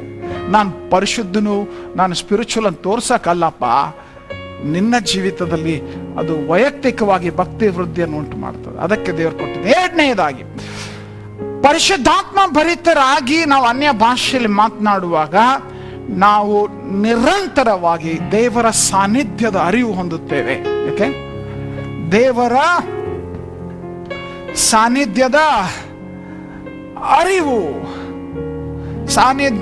ಅರಿವು ನಾವು ಹೊಂದುತ್ತೇವೆ. ಓಕೆ, ಇದು ಬಹಳ ವಿಶೇಷವಾದ ಅನುಭವ. ಓಕೆ, ಇದು ನಮ್ಮ ವಿಶ್ವಾಸಿ ಜೀವನದಲ್ಲಿ ದೇವರ ಪ್ರಸನ್ನತೆ, ದೇವರ ಸಾನ್ನಿಧ್ಯದ ಅರಿವು ಇರಬೇಕಾ? ನಮಗೆ ನಿರಂತರವಾಗಿ ಇರಬೇಕಾ? ಯಾವಾಗಲೂ ಇರಬೇಕಾ? ಮತ್ತೆ ಯೋಚಿಸ್ರಿ. ಓಕೆ, ಯಾವಾಗ ನಮಗೆ ಈ ಒಂದು ತಿಳುವಳಿಕೆ, ಈ ಅರಿವು ಇರ್ತದೆ, ಅವಾಗ ಸಂತೋಷ ಮತ್ತು ಭರವಸೆ, ವಿಶ್ವಾಸದಿಂದ ನಾವು ಜೀವಿಸಬಹುದು. ದೇವರು ನನ್ನ ಸಂಗಡ ಇದ್ದಾನೆ, ದೇವರ ಆತ್ಮನ ನನ್ನ ಸಂಗಡ ಇದ್ದಾನೆ. ವಿಶೇಷವಾಗಿ ನೋಡ್ರಿ, ಯೇಸು ಸ್ವಾಮಿ ಅದನ್ನೇ ವಾಗ್ದಾನ ಮಾಡಿದ್ದು. ಯೋಹಾನನ 14:16 ಆತನೇನು ಹೇಳ್ತಾರೆ ನೋಡ್ರಿ, ಆಗ ನಾನು ತಂದೆಯನ್ನು ಕೇಳಿಕೊಳ್ಳೋನು, ಆತನು ನಿಮಗೆ ಬೇರೊಬ್ಬ ಸಹಾಯಕನು. ಯಾವಾಗ? ಕ್ಯಾಂಪ್ನೊಳಗ, ಸಂಡೇಗೊಮ್ಮೆ, ಕಾನ್ಫರೆನ್ಸ್ನಾಗ ಪವರ್ ಪವರ್ ಪವರ್ ಅಂತ ಕೂಗಾಡ್ತಾ ಇರುವಾಗ ಪರಿಶುದ್ಧಾತ್ಮ ನಮಗೆ ಬಲವಾಗಿ ಕೊಡ್ತಾನ. ನೋಡ್ರಿ, ಒನ್ ವರ್ಡ್, ಸದಾ ಕಾಲ.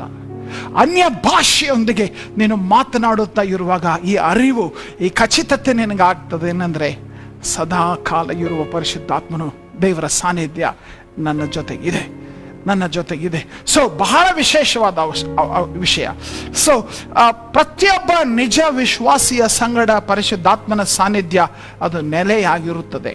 ಓಕೆ, ಆದರೆ ಅನೇಕರು ಆತನ ಸಾನ್ನಿಧ್ಯದ ಅರಿವು ಇದೇ ಅನಿಸುವುದೇ ಇಲ್ಲ ಅವರಿಗೆ. ಏನಂತಾರೆ, ಅದು ಇನ್ಡ್ವೆಲ್ಲಿಂಗ್ ಪ್ರೆಸೆನ್ಸ್ ಏನಿದೆ ಅಲ್ಲ, ಅದರ ಒಂದು ಅರಿವು, ಅದನ್ನು ಒಪ್ಕೊಳ್ಳೋದಕ್ಕೆ ಆಗದಿರುವಂತ ಸ್ಥಿತಿ, ಅದಕ್ಕೆ ಅರಿವೇ ಇಲ್ಲ. ಯಾಕೆ ಗೊತ್ತಾ? ಆತ್ಮಭರಿತ ಪ್ರಾರ್ಥನೆ ಇಲ್ಲ ಅಷ್ಟೇ ಅದಕ್ಕೆ. ಓಕೆ, ಬಟ್ ಪರಿಶುದ್ಧಾತ್ಮನ ಅಭಿಷೇಕದ ಗುರುತು, ಅನ್ಯ ಭಾಷೆ, ಅದು ದೇವರ ಸಾನ್ನಿಧ್ಯವನ್ನು ನಮ್ಮಲ್ಲಿ ಯಾವಾಗಲೂ ಇರುವಂತೆ ಮಾಡುತ್ತದೆ. ಮೂರನೆಯದಾಗಿ, ನಮ್ಮಲ್ಲಿ ನಾವು ಅನ್ಯ ಭಾಷೆಯಲ್ಲಿ ಮಾತನಾಡುವುದರ ಇನ್ನೊಂದು ಆಶೀರ್ವಾದವೇನೆಂದ್ರೆ, ನಾವು ದೇವರಲ್ಲಿ ಭರವಸೆ ಇಡುವಂಥದ್ದು. ದೇವರಲ್ಲಿ ಭರವಸೆ. ಓಕೆ, ಇದನ್ನು ನಾವು ಗಮನಿಸಬೇಕು. ದೇವರಲ್ಲಿ ಭರವಸೆ ಅಂದ್ರೆ ಏನು? ಪೂರ್ಣ ಭರವಸೆಗೆ ಅನ್ಯ ಭಾಷೆಯಲ್ಲಿ ಮಾತನಾಡುವುದರಿಂದ ಅದನ್ನು ನಾವು ಕಲಿತುಕೊಳ್ತೇವೆ. Okay, we will learn more to fully trust God. ಯಾಕೆ? ಅನ್ಯ ಭಾಷೆಯಲ್ಲಿ ಮಾತನಾಡುವಾಗ ಪ್ರಿಯರೇ, ಅದು ನಂಬಿಕೆಯ ಹೆಜ್ಜೆ. ಅದು ದೇವರಿಗೆ ನಿನ್ನನ್ನು ಬಿಟ್ಕೊಟ್ಬಿಡುವ ಒಂದು ಅನುಭವ. ಅದು when you speak in tongues, it's an act of faith and abandonment to God. ದೇವರಿಗೆ ನಿನ್ನನ್ನು ಬಿಟ್ಕೊಡುವ ಅನುಭವ ಅದು. ಸೊ ನಾನು ಆತ್ಮಭರಿತನಾಗಿ ಪ್ರಾರ್ಥಿಸುವಾಗ ದೇವರಿಗೆ ಸಮರ್ಪಿಸಿಕೊಳ್ಳೇಬೇಕು. ನಾನು ಹಂಗೆ ಮಾತಾಡ್ತೇನೆ ಅಂತ ಹೇಳಕ್ ಬರೋದಿಲ್ಲ. ಅನ್ಯ ಭಾಷೆಯಲ್ಲಿ ಪ್ರಾರ್ಥಿಸಲು ಆರಂಭಿಸುವಾಗ ಪರಿಶುದ್ಧಾತ್ಮನ ನಡೆಸುವಿಕೆಗೆ ಒಳಪಡುತ್ತೆ. ಮತ್ತು ಹಾಗೆ ಒಳಪಡುವಾಗ ಭರವಸೆ ಬೇಕು. ಭರವಸೆ ಇಲ್ಲದೆ ಹೇಗೆ ನೀನು ಆ ಕಾರ್ಯ ಮಾಡ್ಲಿಕ್ಕೆ ಸಾಧ್ಯ? ವಿಶೇಷವಾಗಿ ಆತನ ನನ್ನನ್ನು ಸರಿಯಾದ ವಿಷಯಗಳಿಗೆ ಪ್ರಾರ್ಥಿಸಲು ನಡೆಸ್ತಾನೆ ಅನ್ನುವಂಥ ಭರವಸೆ ಇರುವಾಗ ನಾನು ಯಥಾರ್ಥವಾಗಿ ಧೈರ್ಯದಿಂದ ಅನ್ಯ ಭಾಷೆಯಲ್ಲಿ ಮಾತನಾಡುವುದಕ್ಕೆ ಸಾಧ್ಯ. ಮತ್ತು ನಾನು ಅನ್ಯ ಭಾಷೆಯಲ್ಲಿ ಆತ್ಮಭರಿತ ಪ್ರಾರ್ಥನೆ ಮಾಡುವಾಗ ನಾನು ದೇವರಲ್ಲಿಯೂ ದೇವರ ಕೃಪೆಯಲ್ಲಿಯೂ ಭರವಸೆ ಇಡುವುದಕ್ಕೆ ಸಾಧ್ಯವಾಗ್ತದೆ. ನಾಲ್ಕನೇದಕ್ಕೆ ನಾವು ಹೋಗೋಣ. ನಾವು ಅನ್ಯ ಭಾಷೆಯಲ್ಲಿ ನಾವು ಪ್ರಾರ್ಥಿಸುವಾಗ ಏನಾಗ್ತದೆ ಅಂತಂದ್ರೆ, ನಮ್ಮ ಜೀವಿತದಲ್ಲಿ ತಾಂಡವಾಡುವ ಸ್ವಾರ್ಥ ಏನಿದೆಯಲ್ಲ, ಸ್ವಾರ್ಥವನ್ನ ತಡೆಗಟ್ಟುವುದಕ್ಕೆ ತಡೆಗಟ್ಟುವುದಕ್ಕೆ ಸಾಧ್ಯ. ಅನ್ಯ ಭಾಷೆಯಲ್ಲಿ ಮಾತನಾಡುವಾಗ it eliminates any selfishness from entering into our prayer life. Our prayers in fact. ನೋಡ್ರಿ, ನಾವು ಎಷ್ಟು ಬೇಕಾದಷ್ಟು ಪ್ರಯತ್ನಿಸಿದ್ರು ಕೂಡ ನಮ್ಮ ಅನೇಕರ ಪ್ರಾರ್ಥನೆಯ ಜೀವಿತದಲ್ಲಿ ನಮ್ಮ ಸ್ವಾರ್ಥ ಅದನ್ನು ತಡೆಗಟ್ಟುವುದಕ್ಕಾಗೋದಿಲ್ಲ. ಪ್ರಾರ್ಥನಾ ಜೀವಿತದಲ್ಲಿ ಸ್ವಾರ್ಥ ತುಂಬಿದೆ. ನಾನು ನಾನು ನಾನು ನಾನು ನನ್ನದು ನನ್ನದು ನನ್ನದು 24 ತಾಸು ಕೂತ್ಕೊಂಡು ಅದನ್ನೇ ಹೇಳಂದ್ರೆ ಹೇಳ್ಕೊಂಡು ಕುಂದಿರ್ತೇವೆ ನಾವು. ನಾನು ನಾನು ನಾನು ಏನ್ ಗೊತ್ತಾ, ನಮ್ಮ ಒಂದು ರೋಗ ಅದು. ಸ್ವಾರ್ಥವೆಂಬ ರೋಗ ಅದು. ನಾವು ಅನೇಕ ಸಾರಿ ಪರರ ದುಃಖ, ಪರರ ಕಷ್ಟ ಕಣ್ಣಿಗೆ ಕಾಣುವುದಿಲ್ಲ, ಮನಸ್ಸಿಗೆ ಹತ್ತುವುದಿಲ್ಲ ಅದು. ಜಗತ್ತಿನಲ್ಲಿ ಆಗ್ತಾ ಇರುವಂತ ಕಷ್ಟ ಸಮಸ್ಯೆ ನಮಗೆ ಅದ್ರ ಕಾಳಜಿನೇ ಇಲ್ಲದಂತ ಸಮಯ. ಆದ್ರೆ ನಮ್ಮ ಸಹಾಯಕ್ಕಾಗಿ ಪರಿಶುದ್ಧಾತ್ಮನು ಈ ಸನ್ನಿವೇಶದಲ್ಲಿ ಬರ್ತಾನೆ. ನಾವು ಸಮರ್ಪಿಸಿಕೊಳ್ಳುವಾಗ, ನಾವು ಆತನ ಮುಖಾಂತರ ಪ್ರಾರ್ಥಿಸುವಾಗ ಮತ್ತು ನಾವು ಆ ದೇವರ ಚಿತ್ತಕ್ಕೆ ಅನುಗುಣವಾಗಿ ನಾವು ಒಳಪಟ್ಟು ಪ್ರಾರ್ಥನೆಯಲ್ಲಿ ಆತ್ಮಭರಿತ, ರೋಮ 8:27 ನೋಡೋಣ. ಪರಿಶುದ್ಧಾತ್ಮ ಪ್ರೇರಿತರಾಗಿ ಪ್ರಾರ್ಥಿಸೋ. ನೋಡ್ರಿ, ಹೃದಯಗಳನ್ನು ಶೋಧಿಸಿ ನೋಡುವ ಆತನಿಗೆ ಪವಿತ್ರಾತ್ಮನ ಮನೋಭಾವ ಏನೆಂದು ತಿಳಿದಿದೆ. ಆ ಆತ್ಮನು ಏನ್ ಮಾಡ್ತಾನೆ ಗೊತ್ತಾ, ದೇವರ ಚಿತ್ತಾನುಸಾರವಾಗಿ ದೇವ ಜನರಿಗೋಸ್ಕರ ಬೇಡಿಕೊಳ್ಳುವನೆಂದು ಆತನು ಬಲ್ಲನು. ಸೊ ನಾನು ಆತ್ಮಭರಿತನಾಗಿ ಪ್ರಾರ್ಥಿಸುವಾಗ ದೇವರ ಚಿತ್ತದ ಪ್ರಕಾರ, ನನ್ನ ಚಿತ್ತ ಅಲ್ಲ, ನನ್ನ ಪ್ರೇಯರ್ ಲಿಸ್ಟ್ ಪ್ರಕಾರ ಅಲ್ಲ, ಆತನ ದೇವರ ಚಿತ್ತದ ಪ್ರಕಾರ ನಾನು ಪ್ರಾರ್ಥಿಸಬೇಕಾದ ವಿಷಯಗಳನ್ನು ಪ್ರಾರ್ಥಿಸುವುದಕ್ಕೆ ಆತನು ನಡೆಸುತ್ತಾನೆ. ಸೊ ನಮ್ಮ ಪ್ರಾರ್ಥನೆಯು ಯೇಸು ಸ್ವಾಮಿಯ ಪ್ರಾರ್ಥನೆಯಂತೆ ಆಗ್ತದೆ. ನಿಸ್ವಾರ್ಥದ, ಮತ್ತೊಬ್ಬರ ಮೇಲೆ ಕೇಂದ್ರೀಕೃತವಾದ ಪ್ರಾರ್ಥನೆಗಳು ನಮ್ಮ ಪ್ರಾರ್ಥನೆಗಳಾಗ್ತದೆ. ಸೊ ನಾವು ಈ ಪ್ರಾರ್ಥನೆಯಲ್ಲಿ ಪರಿಶುದ್ಧಾತ್ಮನ ಸಹಾಯ, ಅದರ ಕುರಿತು ದೀರ್ಘವಾದ ಅಧ್ಯಯನ ಮುಂದೆ ನಾವು ನಾಳೆ ನಾಡಿದ್ದು ನಾವು ನೋಡ್ಲಿಕ್ಕಿದೆ. ಸೊ ಅದಕ್ಕಾಗಿ ನಾನು ಈ ವಿಷಯದಲ್ಲಿ ಹೆಚ್ಚು ವಿವರಣೆ ಕೊಡುವುದಿಲ್ಲ. ಮತ್ತು 4ನೇದು ಆಯಿತು. 5ನೇದಾಗಿ ಸ್ತುತಿ ಆರಾಧನೆಯ ಅತ್ಯುತ್ತಮ ಸಾಧನ ಅನ್ಯ ಭಾಷೆ. ಇದು ಸ್ತುತಿ ಆರಾಧನೆಯ ಸಾಧನ. ದೇವರನ್ನ ಸ್ತುತಿ ಆರಾಧನೆಯ ಸಾಧನ, ಇದು ಸಾಧನ. ಗಮನಿಸೋಣ ಇದನ್ನ. ನೋಡ್ರಿ, ನಾವು ದೇವರನ್ನ ಹೃದಯಪೂರ್ವಕವಾಗಿ ಎತ್ತಿ ಸ್ತುತಿಸುವುದಕ್ಕೆ ಪರಿಶುದ್ಧಾತ್ಮ ಭರಿತರಾಗಿ ಅನ್ಯ ಭಾಷೆಯಲ್ಲಿ ಮಾತನಾಡುವಾಗ ಅದು ಸಹಾಯ ಮಾಡುತ್ತದೆ. ಆತ್ಮ ಭರಿತರಾಗಿ ಆತ್ಮನ ಮಾರ್ಗದರ್ಶನದಲ್ಲಿ ನಾವು ಆರಾಧನೆ ಮಾಡುವಂಥದ್ದು, ಅದು ಆತ್ಮ ಪ್ರೇರಿತರಾಗಿ ಆತ್ಮ ಭರಿತರಾಗಿ ಅನ್ಯ ಭಾಷೆಯಲ್ಲಿ ಪ್ರಾರ್ಥಿಸುವ ಮುಖಾಂತರ ಅದನ್ನು ಅತ್ಯುತ್ತಮವಾದ ಒಂದು ಸಾಧನವಾಗಿ ಅನ್ಯ ಭಾಷೆ, ವಿಶೇಷವಾಗಿ ಪಂಚಾಶತಮ ದಿನದಲ್ಲಿ ನೋಡ್ರಿ ಆದಂಥದ್ದೇನು. 2ನೇ ಅಧ್ಯಾಯ 11ನೇ ವಚನ ಹೇಳ್ತದೆ, ಅವ್ರು ಏನ್ ಮಾಡಿದ್ರು, ನಾವು ನಮ್ಮ ಭಾಷೆಗಳಲ್ಲಿ ಇವರು ಏನ್ ಹೇಳ್ತಾ ಇದ್ದಾರೆ, ದೇವರ ಮಹತ್ತುಗಳ ವಿಷಯವಾಗಿ. ಸೊ ಅನ್ಯ ಭಾಷೆಯಲ್ಲಿ ನೀನು ಮಾತನಾಡ್ತಾ ಇದ್ದಾಗ ದೇವರ ಮಹತ್ತುಗಳ ವಿಷಯವಾಗಿ ಹೇಳುವಂಥದ್ದು, ದೇವರು ಮಾಡಿದ ಶ್ರೇಷ್ಠ ಸಂಗತಿಗಳ ವಿಷಯವಾಗಿ ಹೇಳುವಂತಹದ್ದು ಎಂಬುದಾಗಿ ಅನ್ಯ ಭಾಷೆಯಲ್ಲಿ ಅವ್ರು ಮಾತನಾಡ್ತಾ ಇದ್ದಾಗ, ಇನ್ಫ್ಯಾಕ್ಟ್ ಮಹತ್ತುಗಳ ವಿಷಯ ಹೇಳುವುದಂತಂದ್ರೆ ಏನು, ಸ್ತುತಿಸುವಂಥದ್ದು. 1 ಕೊರಿಂಥ 14ನೇ ಅಧ್ಯಾಯ 16ನೇ ವಚನ ನೋಡ್ರಿ, ಪೌಲನಲ್ಲಿ ಹೇಳ್ತಾನೆ, ಅನ್ಯ ಭಾಷೆಯಲ್ಲಿ ಪ್ರಾರ್ಥಿಸುವಂತ ವ್ಯಕ್ತಿ ಏನ್ ಮಾಡ್ತಾನೆ, ನೀನು ಆತ್ಮದಿಂದ ಮಾತ್ರ ದೇವರ ಸ್ತೋತ್ರ ಮಾಡಿದರೆ, ಆತ್ಮದಿಂದ ಮಾತ್ರ ದೇವರ ಸ್ತೋತ್ರ ಮಾಡಿದರೆ, ಆತ್ಮದಿಂದ ಮಾತ್ರ ದೇವರ ಸ್ತೋತ್ರ ಮಾಡಿದರೆ, ಅಂದ್ರೆ ಆತ್ಮದಿಂದ ಮಾತ್ರ ಅಂದ್ರೆ ಅನ್ಯ ಭಾಷೆಯಲ್ಲಿ ಮಾತಾಡುತ್ತಾ ಇರುವಾಗ ನೀನೇನ್ ಮಾಡ್ತಾ ಇದ್ದೀವಿ ಗೊತ್ತಾ, ದೇವರಿಗೆ ಸ್ತೋತ್ರ, ದೇವರಿಗೆ ಸ್ತೋತ್ರ. ಸೊ ದೇವರಿಗೆ ಸ್ತೋತ್ರ ಮಾಡುವುದಾದರೆ, ಸೊ ಅದು ಸ್ತುತಿಯ ಸಾಧನ ಮಾತ್ರವಲ್ಲ. 15ನೇ ವಚನ ಅದೇ ಅಧ್ಯಾಯದಲ್ಲಿ ನಾವು ನೋಡುವಾಗ ಈ ಅಂಶನೂ ಹಾಗಾದ್ರೆ ಏನು, ನಾನು ಆತ್ಮದಿಂದ ಪ್ರಾರ್ಥಿಸುವನು, ಬುದ್ಧಿಯಿಂದ ಪ್ರಾರ್ಥಿಸುವನು, ಆತ್ಮದಿಂದ ಹಾಡುವೆನು, ಅನ್ಯ ಭಾಷೆಯಲ್ಲಿ ಹಾಡುವೆನು. ಆತ್ಮದಿಂದ ಅಂತ ಹೇಳುವಾಗ ಪರಿಶುದ್ಧಾತ್ಮ ಭರಿತನಾಗಿ ಅನ್ಯ ಭಾಷೆಯಿಂದ ಹಾಡುವೆನು, ಅದು ಸಾಧ್ಯ, ಸ್ತುತಿಸುವಂಥದ್ದು ಸಾಧ್ಯ. ಓಕೆ, ಪರಿಶುದ್ಧಾತ್ಮನ ಬಲ ಹೊಂದುವಂಥದ್ದು ಎಷ್ಟೊಂದು ಶ್ರೇಷ್ಠವಾದ ಅನುಭವ ಪ್ರಿಯರೇ. ಓಕೆ, ಆತ್ಮನ ಸಹಾಯ ನಾವು ಆರಾಧಿಸುವಾಗ ಅನುಭವಿಸಲಿಕ್ಕೆ ಸಾಧ್ಯ, ಮತ್ತು ವಿಶೇಷವಾಗಿ ಪ್ರಾರ್ಥನೆಯ ಭಾಷೆಯಾಗಿ, ಓಕೆ, ನಮ್ಮ ಆರಾಧನೆಯ ಭಾಷೆಯಾಗಿ, ಅನ್ಯ ಭಾಷೆಯಲ್ಲಿ ನಾವು ಎಂದೂ ನುಡಿಯದ ಭಾಷೆಗಳಲ್ಲಿ, ಆಡದ ಭಾಷೆಗಳಲ್ಲಿ ಕರ್ತನ ಸ್ತುತಿಸಲಿಕ್ಕೆ ಸಾಧ್ಯ. ಓಕೆ, ಆರನೆಯದಾಗಿ ಕೊನೆಯದಾಗಿ ಆತ್ಮನ ಅಭಿಷೇಕ ಅದು ಮರಿಬಾರ್ದು, ಆರಂಭಿಕ ಪ್ರಾಥಮಿಕ ಗುರುತದು. ಓಕೆ, ಅದನ್ನು ತಿರುಗಿ ಹೇಳ್ತೇನೆ, ಭಾಳ ಜನಕ್ಕೆ ಗಲಿಬಿಲಿ ಇರುವುದರಿಂದ ಅದು ಗುರುತು, ನೆನ್ಪಿಟ್ಕೊಳ್ರಿ, ಅದೊಂದು ಗುರುತು. ಓಕೆ, ಅನೇಕ ಸಾರಿ ಹೇಳಿದ್ದೇನೆ, ತಿರುಗಿ ಅದನ್ನು ರಿಮೈಂಡ್ ಮಾಡೋದು ಇಂಪಾರ್ಟೆಂಟ್. ಯಾಕಂದರೆ ಪರಿಶುದ್ಧಾತ್ಮ ಅಭಿಷೇಕವಾಗುವಾಗ ನಾವು ಆರಂಭಿಕವಾಗಿ ಪ್ರಾಥಮಿಕವಾಗಿ ಅನ್ಯ ಭಾಷೆಯ ವರ, ನಾವು ಅದರಿಂದ ಆ ಸಂಕೇತ, ಆ ಗುರುತು ನಮಗೆ ಕೊಡಲ್ಪಡ್ತದೆ. ಸೊ ನಿಜವಾಗ್ಲೂ ಆತ್ಮಭರಿತನಾದ ವ್ಯಕ್ತಿಯಲ್ಲಿ ಸಂಶಯವಿರುವುದಿಲ್ಲ. ನಾನು ಆಗಿದೆ ಇಲ್ಲೋ. ಕೆಲವರು ಬರೀ ಮೈ ಜುಮ್ ಅಂತು, ನನಗೆ ಬೆಂಕಿ ಬಂದಂಗ ಅಂತು. ಅನ್ಯ ಭಾಷೆಯ ವರದೊಂದಿಗೆ ದೇವರು ನಿನ್ನನ್ನು ದೃಢಪಡಿಸ್ತಾನೆ. ಓಕೆ, ಇದು ನಂಬಿಕೆಯ ಹೆಜ್ಜೆ, ಅಥವಾ ನೀನು ಕಣ್ಣು ಮುಚ್ಕೊಂಡು ಇದೇ ತಾನೇ ಇದೆ ಹೇಳ್ಕೊಳ್ಳುವಂತ ನಿನಗೆ ಗುರುತು ಕೊಡ್ತಾನೆ ದೇವರು. ಮ್ಯಾನಿಫೆಸ್ಟೇಷನ್ ಆಫ್ ದ ಸ್ಪಿರಿಟ್, ತೋರಿ ಬರುವ ವರ. ಓಕೆ, ಸ್ಪಷ್ಟ.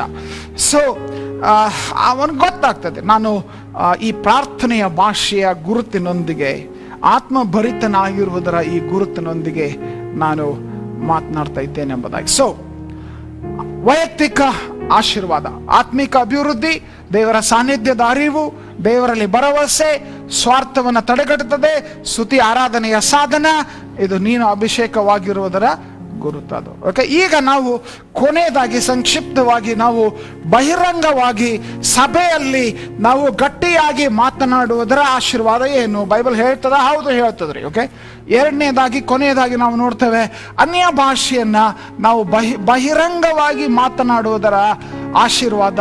1, 2, 3 ಆಶೀರ್ವಾದಗಳನ್ನ ನಾವು ಪಟ್ಟಿ ಮಾಡೋಣ, ಗಮನಿಸೋಣ. ಫಸ್ಟ್, ಓಕೆ, ನಾವು ಗುರುತಿಸಬೇಕಾದದ್ದು ಇಲ್ಲಿ ಬಹಿರಂಗವಾಗಿ ಮಾತನಾಡುವ ಅನ್ಯ ಭಾಷೆ, ಇದು ವರ. Okay, it's a gift. ವರ ಬೇರೆ, ಗುರುತು ಬೇರೆ. ಓಕೆ, ವರ ಬೇರೆ, ಗುರುತು ಬೇರೆ. ಇಲ್ಲಿ ನಾವು ಈಗ ಮಾತನಾಡ್ತಾ ಇರುವಂಥದ್ದು ಗುರುತಿನ ಕುರಿತು. ಗುರುತಾಗಿ ಅನ್ಯ ಭಾಷೆ ಇದೆ, ಬಟ್ ಅನ್ಯ ಭಾಷೆ ವರವಾಗಿಯೂ ಕೂಡ, ಬಹಿರಂಗವಾಗಿ ವರವಾಗಿಯೂ ಕೂಡ ಕರ್ತನ ಕೊಡ್ಲಿಕ್ಕೆ ಸಾಧ್ಯ. ಇದನ್ನ ಪರಿಶುದ್ಧಾತ್ಮನ ಅಭಿಷೇಕದ ಗುರುತಾದ ಅನ್ಯ ಭಾಷೆಯ ಉದ್ದೇಶವನ್ನೇ ಅನೇಕರು ಗಲಿಬಿಲಿಯಲ್ಲಿದ್ದಾರೆ. ಓಕೆ, ಇನ್ಫ್ಯಾಕ್ಟ್ ವಾಕ್ಯ ಆಧಾರಿತವಾಗಿಯೂ ಅನೇಕರು ಗೊಂದಲಗಳಿಗೆ ಸಿಲುಕೊಂಡಿದ್ದಾರೆ. ಓಕೆ, ಅದಕ್ಕಾಗಿ ನಾವು ಈ ಪ್ರಾರ್ಥನೆಯ ಭಾಷೆಯಾದ ಮತ್ತು ವೈಯಕ್ತಿಕ ಆತ್ಮಿಕ ಅಭಿವೃದ್ಧಿಗಾಗಿ ಕೊಡಲ್ಪಟ್ಟಿರುವಂಥ ಈ ಸಾಧನ ಕುರಿತು ನಾವು ಈಗಾಗಲೇ ಮಾತನಾಡಿದ್ದೇವೆ.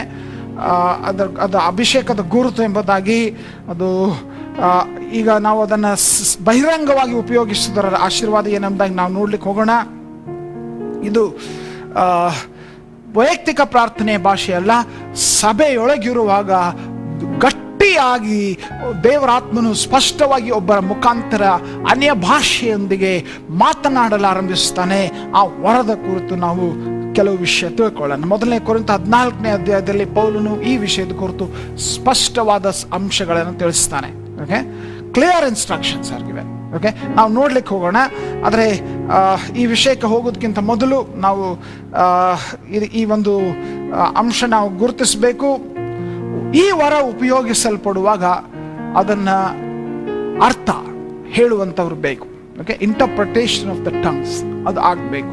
ಓಕೆ, ಅಷ್ಟು ಮಾತ್ರವಲ್ಲ, ಈ ವರದ ಪ್ರಾಥಮಿಕ ಉದ್ದೇಶ, ಬಹಿರಂಗವಾಗಿ ಉಪಯೋಗಿಸಲ್ಪಡುವಾಗ ಅದರ ಪ್ರಾಥಮಿಕ ಉದ್ದೇಶ, ಮೊದಲನೇ ಉದ್ದೇಶ ದೇವರ ಸಭೆಯನ್ನು ಕಟ್ಟುವಂಥದ್ದು, ಅಭಿವೃದ್ಧಿ ಪಡಿಸುವಂಥ, ಕಟ್ಟುವಂಥದ್ದು. ಓಕೆ, ಆ ಆಧಾರವಾಗಿ ನಾವು ಈ 3 ಉದ್ದೇಶಗಳನ್ನ ನೋಡೋಣ. ಮೊದಲನೆಯದಾಗಿ ದೈವಿಕ ಸತ್ಯವನ್ನ ಸಭೆಗೆ ಅರ್ಥ ವಿವರಣೆಯೊಂದಿಗೆ ತಿಳಿಸುವಂಥದ್ದು. ಓಕೆ, ದೈವಿಕ ಸತ್ಯ, ದೈವಿಕ ಸತ್ಯ ಇದನ್ನು ತಿಳಿದುಕೊಳ್ಳೋದಕ್ಕಾಗಿ ಪರಿಶುದ್ಧಾತ್ಮನು ನಿರ್ದಿಷ್ಟವಾಗಿ, okay, it's a method of communicating divine truth to a congregation. Okay, 5ನೇ ವಚನ ನೋಡ್ರಿ. ಮೊದಲನೇ ಕೊರಿಂಥ 14:5 ಹೇಳ್ತದೆ. ಏನು ಹೇಳ್ತದೆ ನೋಡ್ರಿ ಅದನ್ನು. ಪೌಲನಲ್ಲಿ ಹೇಳುವಂಥದ್ದು, ನೀವೆಲ್ಲರೂ ವಾಣಿಗಳನ್ನು ಆಡಬೇಕೆಂದು ನಾನು ಅಪೇಕ್ಷಿಸಿದ್ರು, ಅದಕ್ಕಿಂತಲೂ ನೀವು ಪ್ರವಾದಿಸಬೇಕೆಂಬುದು ನನ್ನ ಇಷ್ಟ. ವಾಣಿಗಳನ್ನು ಆಡುವವನು, ನೋಡ್ರಿ, ವಾಣಿಗಳನ್ನಾಡುವವನು ಸಭೆಗೆ ಭಕ್ತಿ ವೃದ್ಧಿ ಆಗುವುದಕ್ಕಾಗಿ ಆ ವಾಣಿಯ ಅರ್ಥವನ್ನು ಹೇಳದೆ ಹೋದರೆ ಅವನಿಗಿಂತ ಪ್ರವಾದಿಸುವ ಶ್ರೇಷ್ಠ. ಸೊ ಸಭೆಗೆ ಭಕ್ತಿ ವೃದ್ಧಿಯನ್ನುಂಟು ಮಾಡುವ ಸಂದೇಶ ಆ ಅನ್ಯ ಭಾಷೆಯಲ್ಲಿ ಕೊಟ್ಟು ಕರ್ತನು ಸಭೆಯೊಂದಿಗೆ ಮಾತಾಡ್ತಾನೆ. ಓಕೆ, ನೆನ್ಪಿಟ್ಕೊಳ್ಳೋಣ. ಬಹಳ ಸ್ಪಷ್ಟವಾದದ್ದು ಇದು ಜೋಡಿ ವರ, ಕಂಬೈನ್ಡ್ ವರ ಇದು. ಓಕೆ, ಕೂಡಿ ಬರುವಂತ ವರ. ಅದು ಪ್ರವಾದನಾತ್ಮಕ ವಿಷಯದೊಂದಿಗೆ ಅದು ಸತ್ಯಗಳನ್ನ ಸಭೆಗೆ ಕರ್ತನು ಮಾತನಾಡುವಾಗ ತಿಳಿಸುವಂತ ಅಂಶ ಇದು. ಓಕೆ, ಇನ್ಫ್ಯಾಕ್ಟ್ 8ನೇ ವಚನ, ಮೊದಲನೇ ಕೊರಿಂಥ 14ನೇ ಅಧ್ಯಾಯದ 8ನೇ ವಚನ ನೋಡ್ರಿ. 8th verse, ಮೊದಲನೇ ಕೊರಿಂಥ 14 8ನೇ ವಚನ. ಓಕೆ, ಅಲ್ಲಿ ನಾವು ನೋಡುವಾಗ 14ನೇ ಅಧ್ಯಾಯದ 8ನೇ ವಚನ ನಾವು ಓದ್ತೇವೆ ಹೀಗೆ. ತುತ್ತೂರಿಯು ಗೊತ್ತಿಲ್ಲದ ಶಬ್ದವನ್ನು ಕೊಟ್ಟರೆ ಯಾರು ಯುದ್ಧಕ್ಕೆ ಸಿದ್ಧ ಮಾಡಿಕೊಳ್ಳುವರು? ಇನ್ಫ್ಯಾಕ್ಟ್ ಆ ಅರ್ಥ ಹೇಳದೆ ಹೋದ್ರೆ, ಅನ್ಯ ಭಾಷೆ ಮಾತನಾಡಿ ಅದರ ಅರ್ಥವನ್ನ ಸಭೆಯಲ್ಲಿ ಹೇಳದೆ ಹೋದ್ರೆ ಏನ್ ಪ್ರಭಾವ ಅದಕ್ಕೆ? ಓಕೆ, ಏನ್ ಪ್ರಭಾವ? ಅದನ್ನ ಒಬ್ಬ ಸೈನಿಕನು ತುತ್ತೂರಿ ಊದುವುದರೊಂದಿಗೆ ಹೋಲಿಸ್ತಾನೆ ಪೌಲ. ಅನ್ಯ ಭಾಷೆಯನ್ನ ಸಭೆಯಲ್ಲಿ ಮಾತಾಡುವುದನ್ನ ಒಬ್ಬ ಸೈನಿಕನು ಯುದ್ಧದ ಸಮಯದಲ್ಲಿ ತುತ್ತೂರಿ ಊದುವುದಕ್ಕೆ ಅವನು ಹೋಲಿಸುವಂಥದ್ದನ್ನು ನಾವು ನೋಡ್ತೇವೆ. ಅದು ಯುದ್ಧ ರಣಕಹಳೆ ಅಂತ ಏನು ಹೇಳ್ತಾರಲ್ಲ, ಅದಕ್ಕೆ ಹೋಲಿಸುವಂಥದ್ದನ್ನು ನೋಡ್ತೇವೆ. ಓಕೆ, 21ನೇ ವಚನದಲ್ಲಿಯೂ ಕೂಡ ಪೌಲನು ಏಷಾಯನನ್ನ ಪ್ರಸ್ತಾಪಿಸುವಂಥದ್ದನ್ನು ನೋಡ್ತೇವೆ. ಅನ್ಯ ಭಾಷೆಯವರ ಮೂಲಕವಾಗಿಯೂ ಪರದೇಶಸ್ಥರ ನಾಲಿಗೆಯಿಂದಲೂ ನಾನು ಈ ಜನರ ಸಂಗಡ ಮಾತಾಡುವೆನು, ಆದರೂ ಅವರು ನನ್ನ ಮಾತಿಗೆ ಕಿವಿಗೊಡುವುದಿಲ್ಲವೆಂದು ಕರ್ತನು ಹೇಳುತ್ತಾನೆ ಎಂಬುದಕ್ಕೆ ಧರ್ಮಶಾಸ್ತ್ರದಲ್ಲಿ ಬರೆದದೆ. ಏಷಾಯನ ಪ್ರವಾದನೆಯ ವಾಕ್ಯ 28ನೇ ಅಧ್ಯಾಯ 11-12ನೇ ವಚನ. ಹೌದು, ತೊದಲು ಮಾತಿನವರು ಅನ್ಯ ಭಾಷೆಗಳು, ಇವರ ಮೂಲಕವಾಗಿಯೇ ಯೆಹೋವನು ಈ ಜನರ ಮಧ್ಯದಲ್ಲಿ ಮಾತಾಡುವನು. ಪ್ರವಾದಿಸಲ್ಪಟ್ಟ ಸತ್ಯ. ಯೆಶಾಯನು ಈ ವಿಷಯವಾಗಿ ಪ್ರವಾದಿಸ್ತಾ ಇದ್ದಾನೆ. ಓಕೆ, ಮುಖ್ಯವಾಗಿ ಇದನ್ನು ನಾವು ನೆನ್ಪಿಟ್ಕೊಳ್ಳೋಣ. ಅನ್ಯ ಭಾಷೆಯ ಮುಖಾಂತರ ದೇವರು ಸಭೆಯೊಂದಿಗೆ ಮಾತನಾಡುವ ಮೆಸೇಜ್ ಇನ್ ಟಂಗ್ಸ್ ಎಂಬುದಾಗಿ. ಓಕೆ, ಇದು ಪರಿಶುದ್ಧಾತ್ಮನು ದೈವಿಕವಾದ ಸತ್ಯವನ್ನು ನಮಗೆ ತಿಳಿಸುವುದಕ್ಕಾಗಿ ನೆರೆದು ಬಂದ ಸಭೆಯೊಂದಿಗೆ ಗಟ್ಟಿಯಾಗಿ ಆತನು ಈ ವಿಷಯ ಮಾತನಾಡಿ ತಿಳಿಸ್ತಾನೆ. ಎರಡನೇದಾಗಿ, ಈ ದೈವಿಕ ಸತ್ಯ ಅಷ್ಟೇ ಅಲ್ಲ, ಇದು ಪ್ರವಾದನಾತ್ಮಕ ಪ್ರಾರ್ಥನೆಯ ಸಾಧನ ಇದು. Okay, tongues is a means of spirit directed prophetic prayer for the congregation. ಬಹಳ ಮಹತ್ವದ ಸತ್ಯ. ಪ್ರವಾದನಾತ್ಮಕ ಪ್ರಾರ್ಥನೆಯ ಸಾಧನ. ಮೊದಲನೇ ಕೊರಿಂಥ 14ನೇ ಅಧ್ಯಾಯ ನೋಡೋಣ. 2ನೇ ವಚನ ಹೇಳ್ತದೆ, ಏನ್ ಹೇಳ್ತದೆ? ವಾಣಿಯನ್ನಾಡುವವನು ಏನ್ ಮಾಡ್ತಾನೆ? ದೇವರ ಸಂಗಡ ಮಾತನಾಡುತ್ತಾನೆ. ದೇವರ ಸಂಗಡ ಮಾತಾಡುತ್ತಾನೆ ಹೊರತು ಮನುಷ್ಯರ ಸಂಗಡ ಅಲ್ಲ. ದೇವರ ಸಂಗಡ ಮಾತಾಡುತ್ತಾನೆ ಹೊರತು ಮನುಷ್ಯರ ಸಂಗಡ ಆಡುವುದಿಲ್ಲ. ಅರ್ಥ ಆಗ್ತಾ ಇದೆಯಲ್ಲ? ದೇವರ ಸಂಗಡ ಮಾತಾಡುತ್ತಾನೆ, ಮನುಷ್ಯರ ಸಂಗಡ ಅಲ್ಲ. ಸೊ ಈ ಅಂಶ ಗುರುತಿಸಬೇಕು. ವಾಣಿಯನ್ನು ಆಡುವುದರ, ಅನ್ಯ ಭಾಷೆಯಲ್ಲಿ ಮಾತಾಡುವುದರ ಆಶೀರ್ವಾದ ಏನೆಂಬುದಾಗಿ ನಾವು ನೋಡುವಾಗ ಇದು ಪ್ರವಾದನಾತ್ಮಕ ಪ್ರಾರ್ಥನೆಯ ಸಾಧನ.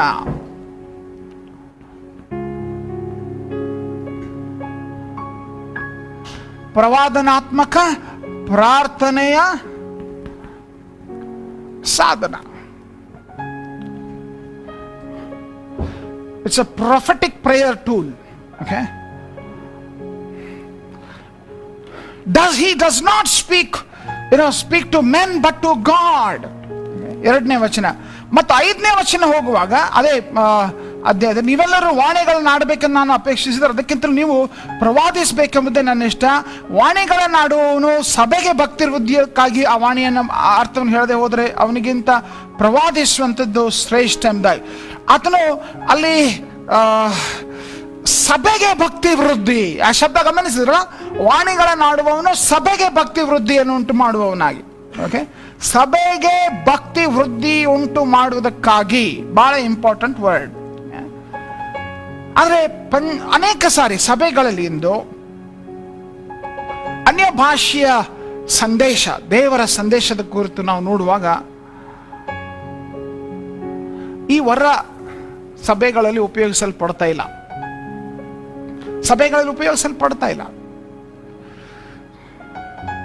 ಪೌಲನು ಇದು ಅಭಿಷೇಕವಾಗಿ ನಾವು ಈ ವರವನ್ನ ಹೊಂದಿ ಇದು ಸಭೆಗೆ ಭಕ್ತಿ ವೃದ್ಧಿ ಉಂಟು ಮಾಡುವುದಕ್ಕಾಗಿ ಕೊಡಲ್ಪಟ್ಟದ್ದು ಎಂಬುದನ್ನು ಮರೆತು ಬಿಟ್ಟಿದ್ದೇವೆ. ಅನೇಕ ಸಭೆಗಳಲ್ಲಿ ಈಗ ಅನ್ಯ ಭಾಷೆಯನ್ನ ಮಾತನಾಡಿ ಸಭೆಗೆ ಭಕ್ತಿ ವೃದ್ಧಿಯನ್ನು ಉಂಟು ಮಾಡುವ ಕಾರ್ಯಕ್ಕಾಗಿ ತೆರೆದಿಲ್ಲ, ಸಿದ್ಧವಿಲ್ಲ, ಅದನ್ನು ನಾವು ಪ್ರಾಕ್ಟೀಸ್ ಮಾಡ್ತಾ ಇಲ್ಲ ಅನೇಕರು. ಇದು ಅನ್ಯ ಭಾಷೆಯ ವರವಿದ್ದಂತೆ. ಪ್ರಿಯರೇ, ನೆನ್ಪಿಟ್ಕೊಳ್ಳೋಣ, ವೈಯಕ್ತಿಕವಾಗಿ ನಾವು 11ನೇ ವಚನ 12ನೇ ವಚನ ಅಪೊಸ್ತಲರ ಕೃತ್ಯ, ಅರಬಿ ದೇಶದವರಾಗಿರೋ ನಾವು ನಮ್ಮ ಭಾಷೆಗಳಲ್ಲಿ ಇವರು ಏನು ಹೇಳ್ತಾ ಇದ್ದಾರೆ, ದೇವರ ಮಹತ್ವಗಳ ವಿಷಯವಾಗಿ ಹೇಳುವುದನ್ನ ಕೇಳುತ್ತೇವೆ ಅಂದುಕೊಂಡ್ರು. ವಾವ್! ಸೊ ಪೇತ್ರನ ಈ ಅವಕಾಶವನ್ನು ಉಪಯೋಗಿಸಿ 14ನೇ ವಚನದಿಂದ ಓದುವಾಗ ಅದೇ ಅಧ್ಯಾಯದಲ್ಲಿ ಅದನ್ನು ವಿವರಿಸಿ ಹೇಳ್ತಾನೆ ಏನಾಗ್ತಾ ಇದೆ ಎಂಬುವಂಥದ್ದನ್ನು. ಓಕೆ, ಭಾಷೆ ಮಾತಾಡಿದ್ರು ಅದರ ವಿವರಣೆಯನ್ನು ಪೇತ್ರನು ಕೊಡ್ತಾನೆ. ಓಕೆ, ಸೊ ಇದು ಬಹಳ ಅವಶ್ಯಕವಾದಂಥ ಒಂದು ಅಂಶ. ಸೊ ಈ 3 ವಿಷಯಗಳನ್ನ ನಾವು ತಿಳ್ಕೊಂಡಿರುವಂಥದ್ದು ಅಷ್ಟೇ ಅಲ್ಲ, ಎಚ್ಚರಿಕೆಯೂ ಕೂಡ ಮಹತ್ವದ್ದು. ಇನ್ಫ್ಯಾಕ್ಟ್ ಅದನ್ನು ಬಹಿರಂಗವಾಗಿ ಮಾತನಾಡುವುದರ ವಿಷಯದಲ್ಲಿ ಕೆಲವೊಂದು ಎಚ್ಚರಿಕೆ ಇದೆ. ಓಕೆ, ಎಚ್ಚರಿಕೆ ವಹಿಸಬೇಕು. ಅವಿಶ್ವಾಸಿಗಳಿಗೆ ಇದು ಒಂದು ನಕಾರಾತ್ಮಕವಾದ ಸಂಕೇತವೂ ಕೂಡ ಆಗ್ಬಹುದು. ಓಕೆ, ನಕಾರಾತ್ಮಕವಾದ ಸಂಕೇತ ಆಗ್ಬಹುದು.